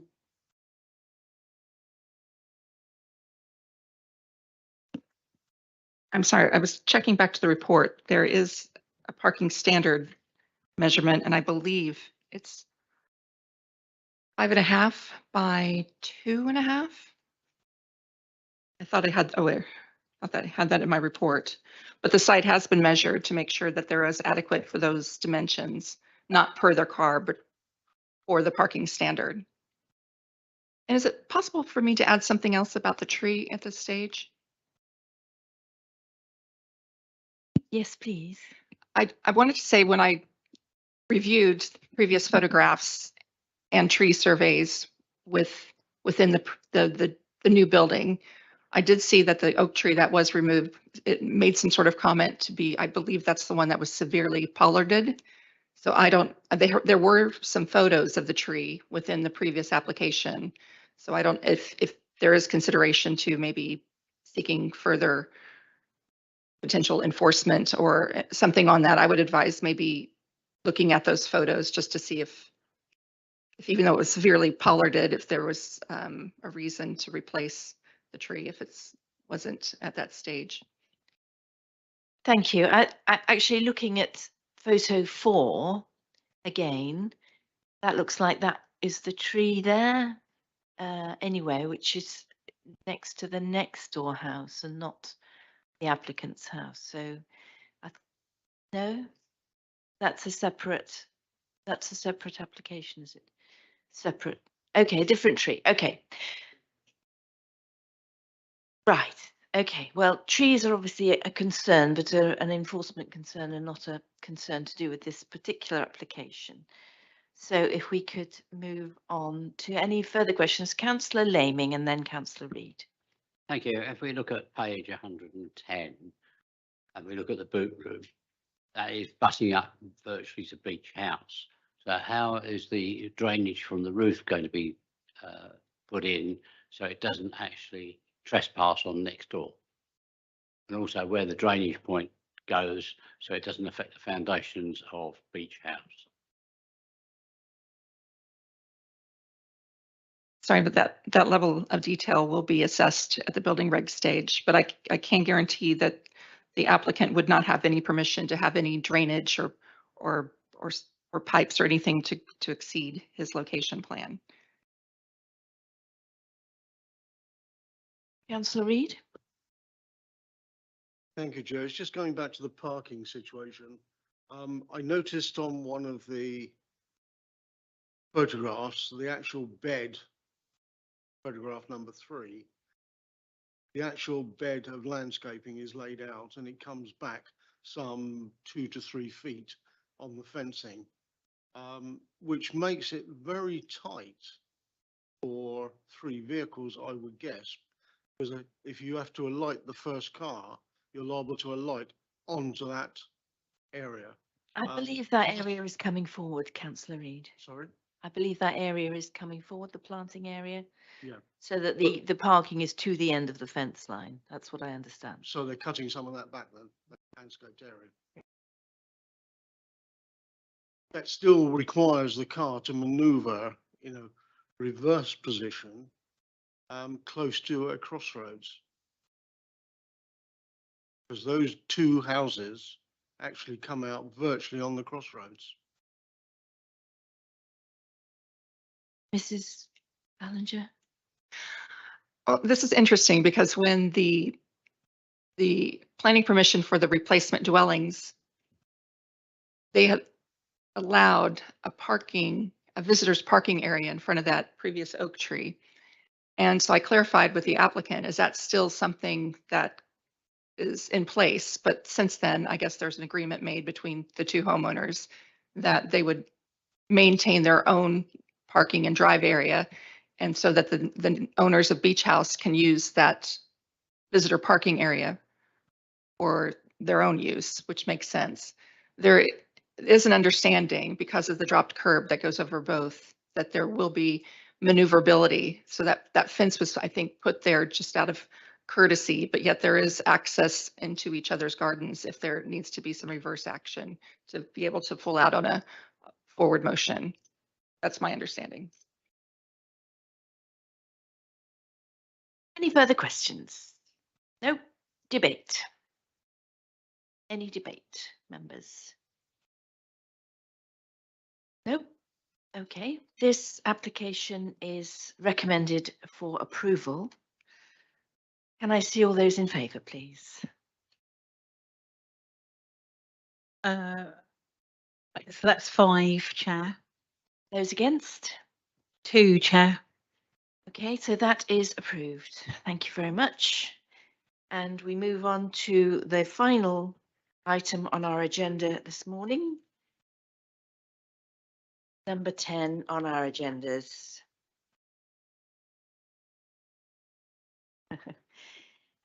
We have a change of officer presenting, so if you could just give us a couple of minutes to do that, thank you.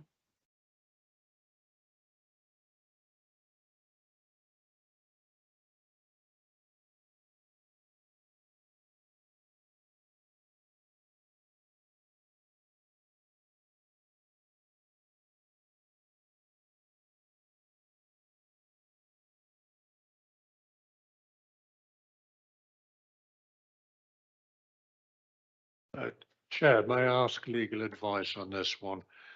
I'm aware of conversations that have taken place about this site by the occupant of the big house. Now, clearly, I'm a ward member. Clearly, therefore, it's personal interest.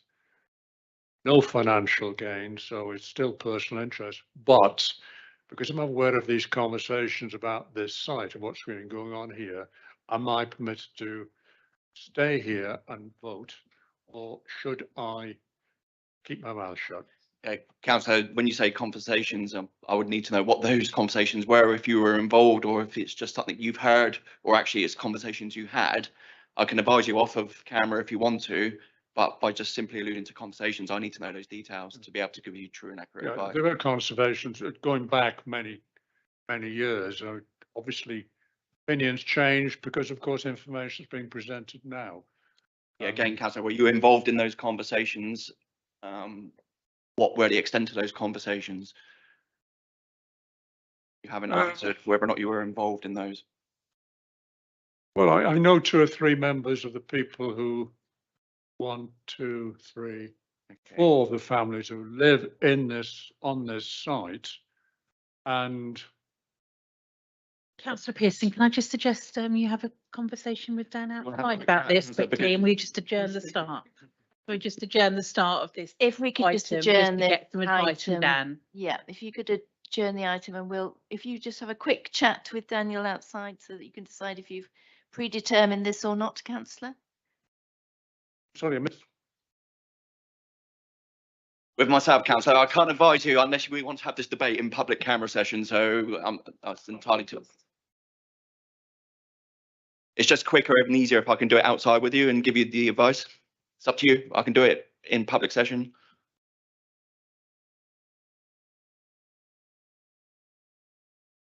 It's not a question of predetermination here, Councillor. It's a question of whether or not there's an appearance of bias. It's a different matter.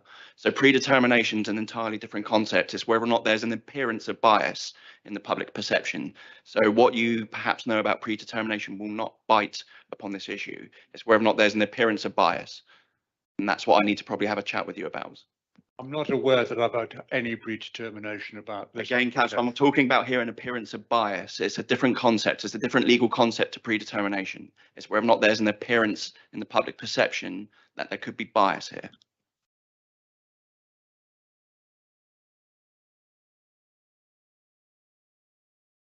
Could you It's go and probably, yeah, it's probably wise. just go? You're entitled to stay in the public gallery. It's just without having more details about those conversations, I can't properly advise you, but I think take the precautionary approach here and recuse yourself. It would be wise. Well, I gave you the opportunity, councillor, and you didn't avail yourself of that. We can go and have the chat if you want to.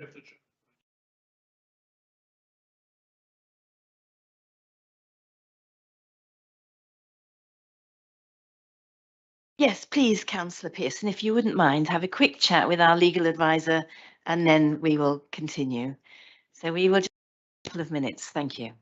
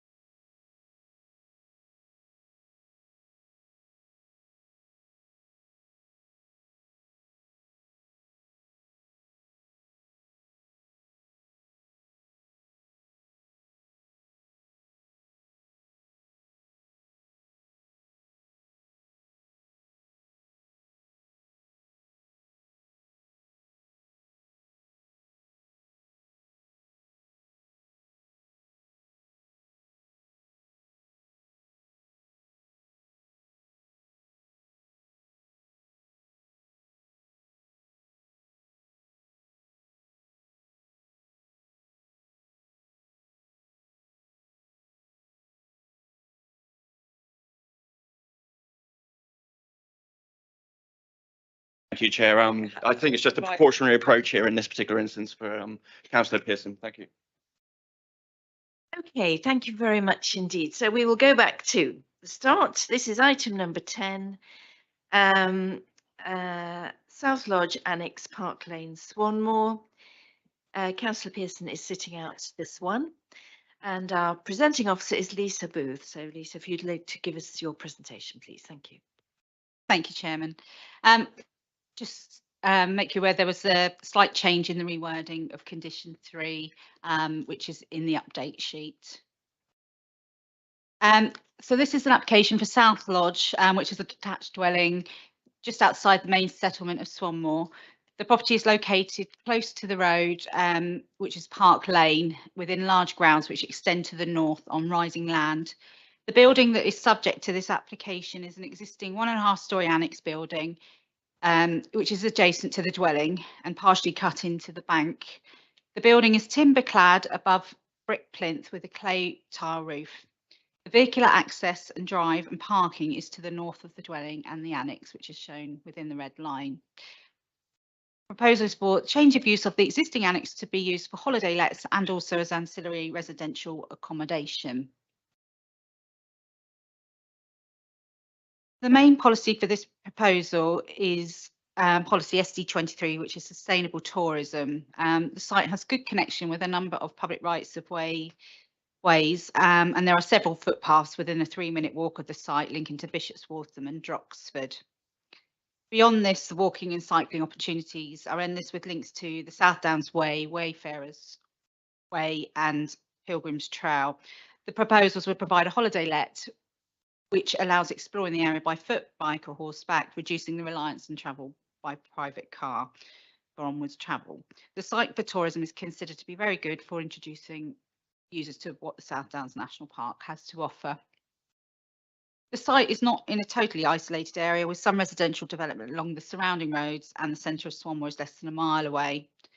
A statement to satisfy the above requirements for policy SD23 was submitted with the application within the planning statement. It is considered that the principle of providing tourist accommodation on the site is acceptable and in accordance with the aims of the policy. The existing building has an extant permission to be used as an annex. And this change of use seeks to use it as both as an annex for overnight accommodation for family members and also for tourist accommodation. And conditions 3 and 4 have been attached to ensure that it's used within these limitations. The annex building is as existing, and there'll be no physical changes to the building or surroundings. The surrounding area is well established, apart from minimal additional vehicle movements from either friends or family as already established under the extant annex permission or occupiers of the tourist accommodation. There will be no additional impact on the character of the area.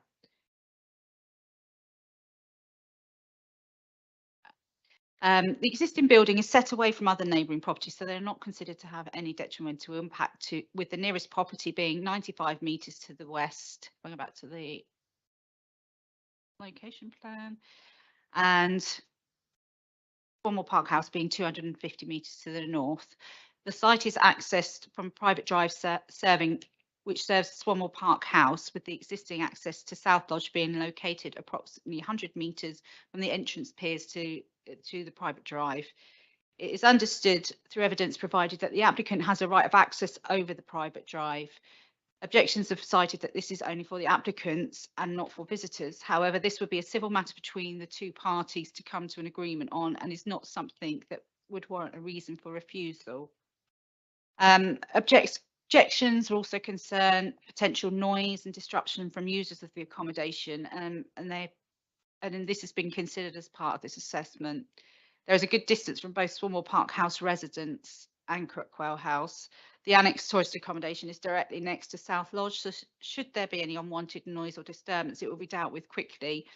The accommodation is considered to be far enough away from neighbouring properties to not cause detrimental impact on amenities. However, if issues of noise did arise, then this would be a matter to be dealt with under environmental health legislation.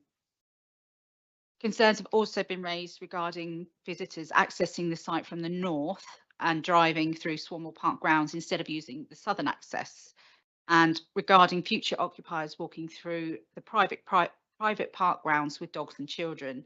It's confirmed that the management of the site it's been confirmed by the agent that the management of the site will ensure that future occupiers are fully informed how to access the site and areas that are for use and those which are off-site and private. This is considered to be a responsible solution to the neighbour issues that have been cited. It would also be a civil matter between the two parties, and given the level of impact, it is not considered that a condition is needed regarding a management plan, which could not be enforced in respect of third parties in any case. I'll just run through the photographs quickly. This is the annex building. Changing photographs, patio area, the South Lodge, how close it is to the existing dwelling in that photograph. Parking area, and you can just see up to the left of that photo where the driveway comes down.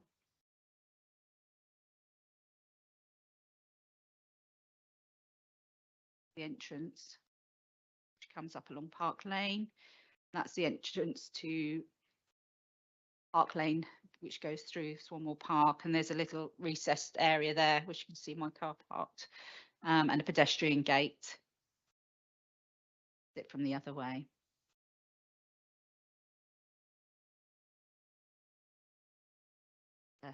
Aerial photograph. So based on the evidence submitted in the consultation responses, the application is considered to be acceptable in accordance with the development plan and is recommended for approval. Thank you, Chairman. Thank you very much, Lisa. Okay. We now move to public speaking. We have 3 objectors, Michael and Jacqueline Batchelor and Michael Harroborough. Are you all here? If you'd like to come forward, I'm afraid you have to share the 3 minutes between you. Have you sorted out who's speaking? And okay, lovely. Thank you very much. Well, if you want to settle down. Lovely. Okay, Jacqueline. So if you'd like to Timer will start when you start speaking. Thank you. Imagine strangers walking through your back garden. Imagine strangers driving up your drive uninvited. How might you feel? We don't need to imagine this. This was our reality when the access was let as an Airbnb for 8 months from September 20. A holiday let has new guests every week and weekly cleaning staff. The increased traffic of strangers through Swanmore Park on foot and by car was noticeable. There was also more dog feces on the lawns. We were upset to discover that guests and service staff were not only using the private drive on a regular basis, but had been given directions to use the north entrance, despite there being an acceptable alternative south entrance. Once guests had arrived via the park, it was only human nature for them to want to explore the park on foot. The listed building is an attraction to walkers with or without dogs. This affects the safety and security of the park, as we no longer recognise who is passing through. In planning terms, the proposal has had an impact on and will interfere with the character, amenity, privacy and tranquility, as well as safety and security of Swanmore Park, unless all visitors and service vehicles to the annex were expressly directed to use the south entrance.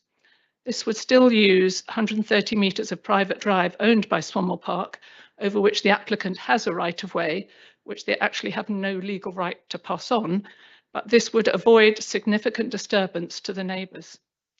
Our objection to the proposal is our only means of ensuring there is a written, formal and enforceable condition that all guests and services to the holiday accommodation use the south entrance.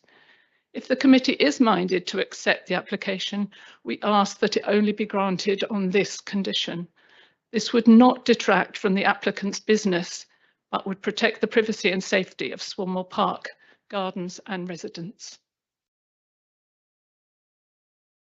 My wife and I moved to Swanmore Park to start a family and chose to live in a private setting and a small community and not on a public highway in view of the upbringing and safety of our children.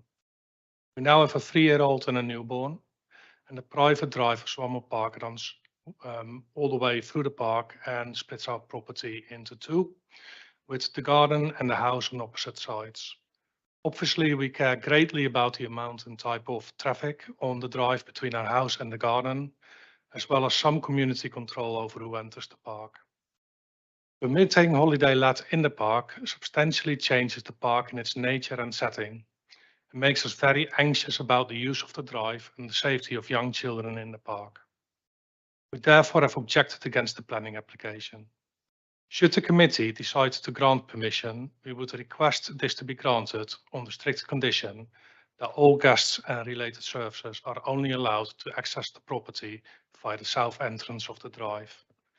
I'm afraid that's the end of your 3 minutes, but members will have an opportunity to ask more questions of clarification if you don't mind. Thank you very much. Members, any questions of clarification? Councillor Edwards. Thank you for your presentations. Can you just confirm how many units of accommodation there are at Swanmore Park? Well, there are 15 members of the Swanmore Park House Owners Association that own the drive, but there are additional as a farm with some sub dwellings there. And then there's the North Lodge as well as the South Lodge. So 15 plus 2 is 17, plus the North Lodge is 18. And then South Lodge is on top. Yeah. Thank you. Any other questions? No? Councillor Laming. How many properties are accessed when they drive past your particular residence? All the those people can drive through, not the North Lodge, but all those other people have right of way up that drive, like South Lodge. The applicant has right of way up that private drive. So all the others have access through that way. What was noticeable though was when the South Lodge was being used as an Airbnb prior to the previous planning application. There was a huge increase in traffic as the changeover went and as the cleaning people came down and people walking through the park. The thing is that we know people who are in the park, we know they have deliveries, we know who the dog walkers are, we know that, and we know that particularly because we did a survey for our own purposes, nothing to do with this application, about what the frequency of people going through and whether we knew them or not. So it's very closed in that sense, and obviously people can have visitors, and that's not the objection, it's the increase of strangers who we don't know and haven't given permission to. Just by nature of a holiday let, it will be new people each week. And our main thing is just use the south entrance, but our issue is that we've had previous planning officers who had suggested that as a solution, and we would withdraw our objections, but that wasn't acceptable to the applicant at the time. I understand now that the applicant would instruct their visitors to come via the South Lodge. That wasn't forthcoming before, but so we are a bit scared that there's no way that we can enforce that. The planning officer said it's a civil matter, but we thought if there was a condition that the people entered via the south entrance, then we wouldn't have the objections. There wouldn't, she can get on with her own holiday accommodation, as we've heard today. That's what's being encouraged. That's not the issue about whether it is or it isn't. It's the condition of access. Sorry. Thank you. No, that's very clear. Thank you very much. Are there any, Councillor Reid? Just a clarification, you say the owners changed their mind. What sort of time period are we looking at of the mind changing? So the original holiday let was started September 20. The previous application for like this was then, I think, April 21, and we had conversations with the applicant. Some members of our community had conversations, and that was not deemed acceptable. It was then within the time when somebody stopped to ask somebody the way to the holiday let, we said, oh, it's down there, but do you realise you're going through a private drive? And they said, well, this is the way we were told to come, and showed their instructions of how to access the holiday accommodation. So that was in, that would have been when that was operating.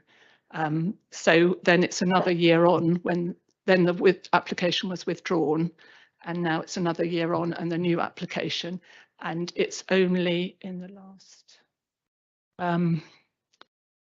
it'll only be in the last 2 or 3 months. Then we've had further conversation. The chairman of our association had conversations, and assurances were given that the holiday guests would be instructed to come by the South Drive. But this hasn't been shared publicly. That's only verbally between those two people. That hasn't been shown to everybody, and we're just wary because, yeah.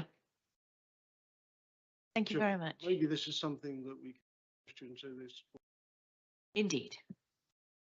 Okay, thank you very much indeed. I don't think there are any more questions. Thank you. You may return to your seats. If you could switch the microphone. Sorry. Thank you very much. Thank you.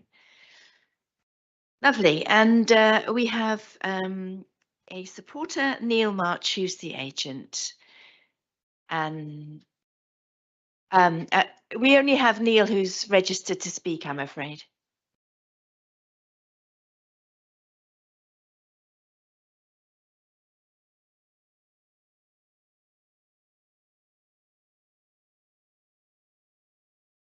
Okay, you can take instruction, but I'm afraid she's not registered to speak, so I apologise for that. That's fine. I'm sure we can cover everything, though, Neil. I mean, I really don't think members will go into huge amounts of history here anyway. So you're an old hand at this. You have 3 minutes. The timer will start when you start speaking. Thank you very much. Thank you, Chair. Good afternoon, councillors. My name is Neil March and I'm a director at Southern Planning Practice. I represent Ms Oakley, the applicant, and fully endorse the officer's recommendation for approval. The application proposes the change of use of an existing annex building to a holiday let and ancillary residential accommodation. As highlighted within the officer's report, the site is well connected to a number of public rights of way and well located for introducing tourists to what the National Park has to offer. The proposals are therefore consistent with the requirements of policy SD23. The change of use does not propose any physical changes to the building, and therefore there will be no adverse impact on character, appearance or amenity of the area. Concerns have been raised by some residents of Swanmore Park regarding potential noise and disruption. The officer's report confirms that the accommodation is considered to be far enough away from neighbouring properties not to cause any detrimental impact to their amenities. Residents have also raised concerns about access. To put the site within context, Swanmore Park House itself and the ex-estate cottages and converted ancillary buildings within its former grounds, including north and south lodges, comprises, as we've heard, 18 separate dwellings, all of whom use the private lane to access their properties, as well as their friends, family, delivery vehicles, gardeners, and from time to time construction and trade vehicles when building and maintenance works are taking place. There are therefore multiple traffic movements involving multiple vehicles accessing these 18 properties on a daily basis. The proposed development is small scale and will therefore only generate a small amount of traffic which can be safely accommodated within the local highway network. It should be noted that the permitted use of the building as an annex would generate a not dissimilar amount of traffic in any case. The holiday let is situated immediately next door to the applicant's own property, so will be able to be appropriately managed and observed. All guests and service personnel will be advised to access the property via the southern entrance point to the private lane, and also to be mindful of other residents and their properties when perambulating around the locality or exploring further afield. These seem to be the residents' main concerns, which can be addressed through appropriate management and by guests being guided as much as possible and supplied with information, for example, by sending out clear instructions at the booking stage and when checking in, and also leaving instructions within the holiday let. This is no different to how lots of other holiday lets operate on private estates. The proposal will contribute a new unit of tourist accommodation to the stock within the National Park, which will support the local rural economy. For these reasons, together with the officer's assessment, the proposal is acceptable and in accordance with the policies of the South Downs Local Plan, and therefore invite you to support the officer's recommendation for approval. Thank you. Thank you very much, Mr. March. Okay, members, do we have any questions for Mr. March? Questions of clarification? Councillor Edwards. Chair, just one matter of clarification. The applicant's house is part of South Park Estate? I think historically it was part of the estate, but they're all in separate ownership, as I understand it. So it sits within the grounds of what was the original house with the estate cottages and ancillary buildings. And is accessed using the private road? It is, yes. Any other questions for Mr. March? No, thank you very much indeed, Mr. March. Okay. If you could switch the microphone off as you go, thank you. Right. Ms. Booth, do you have any additional comments following the public speaking, please? Well, obviously the one issue that's come up is the conditioning. So can I ask, is it possible to protect the amenity of the neighbours to condition the management plan and the requirement for holiday let users to use the south entrance? Take some advice, but it's just how enforceable that would be, as I stated. Yeah, the biggest problem that we have is that we're trying to monitor and then enforce third parties that we don't have any sort of control over or sort of records of, and they're not the site owners. So that's why trying to ensure the direction of third parties who are visiting the sites is just really difficult for us to deal with, because then it fails the tests immediately and raises expectations that we can monitor or do something about. But we could condition the management plan to protect the amenity of neighbours. I mean, bearing in mind that we can't guarantee that people will actually stick to the management plan, but if we can condition the plan and the instructions to users of the accommodation, would that be reasonable? We could ask in the log for the condition that requires, that controls the tourism aspect, for part of that log to include vehicle registration numbers, so we can sort of just track that a little bit better. There's more details of that, but it's not normally sort of done practice because of the enforceability issues. I understand that we can't enforce the individuals, but we can, I think, condition the requirement that the information as agreed, and it's in the report anyway, that the instruction to people to use the south entrance is given to them. Whether they actually follow it or not, I'm afraid nobody can control, can they? But we can condition the fact that that information is given out as part of the management of the accommodation. Is that right?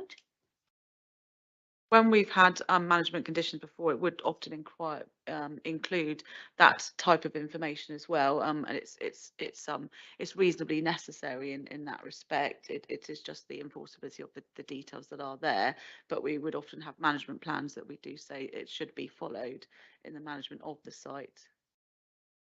So I think if we can condition the management plan as agreed, perhaps we could see it. I don't think that's unreasonable, given the particular circumstances of this situation, you know, where it is. No, I haven't got a management plan per se, but it's within the within the planning statement. So in that case, we'd have to require details of it to be submitted to us and approved in writing, which should include the management of the sort of direction of travel and logging of the cars, that type of thing. So we could request those details and then agree that afterwards. I think that's reasonable, isn't it, as a condition? Given the particular circumstances here, but I think that would be great. And the other condition that we've added to previous holiday lets, I should have asked Mr. March this actually when he was up, is about secure and covered cycle storage, so that people can safely use bicycles cycling around. Is that an unreasonable thing to add to this?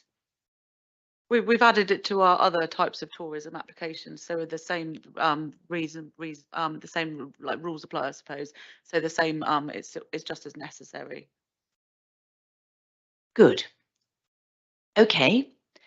Any more questions for our case officer, please? Councillor Reid. Chair, I noticed under the dark skies heading, it refers to no external lighting. However, on that particular picture on page 136, it does show a skylight. I would assume that as it's already in existence, it has the appropriate shields or blinds on it.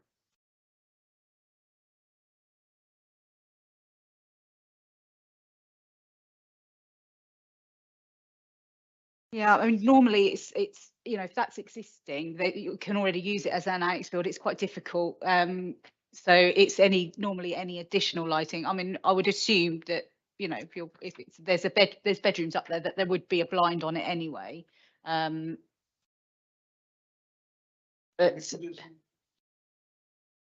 well, it would have to be part of the condition. Let me just see what the condition says.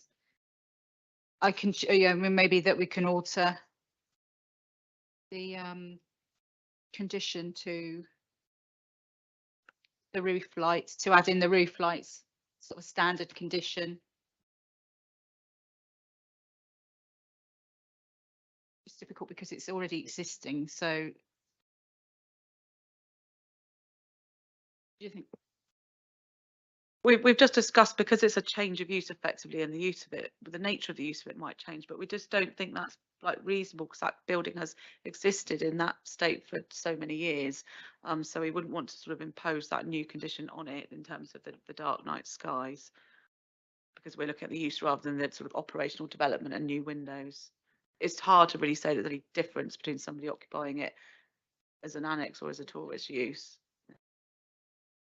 There is only one roof light, which is to a bathroom anyway. So I don't think the use of that, I don't think the use of that would be reasonable to apply. Sorry, Chair, conditionally, my argument is that this is in the park, the national park, and the policy is dark skies. This is a new application, and therefore we should be supporting the dark skies.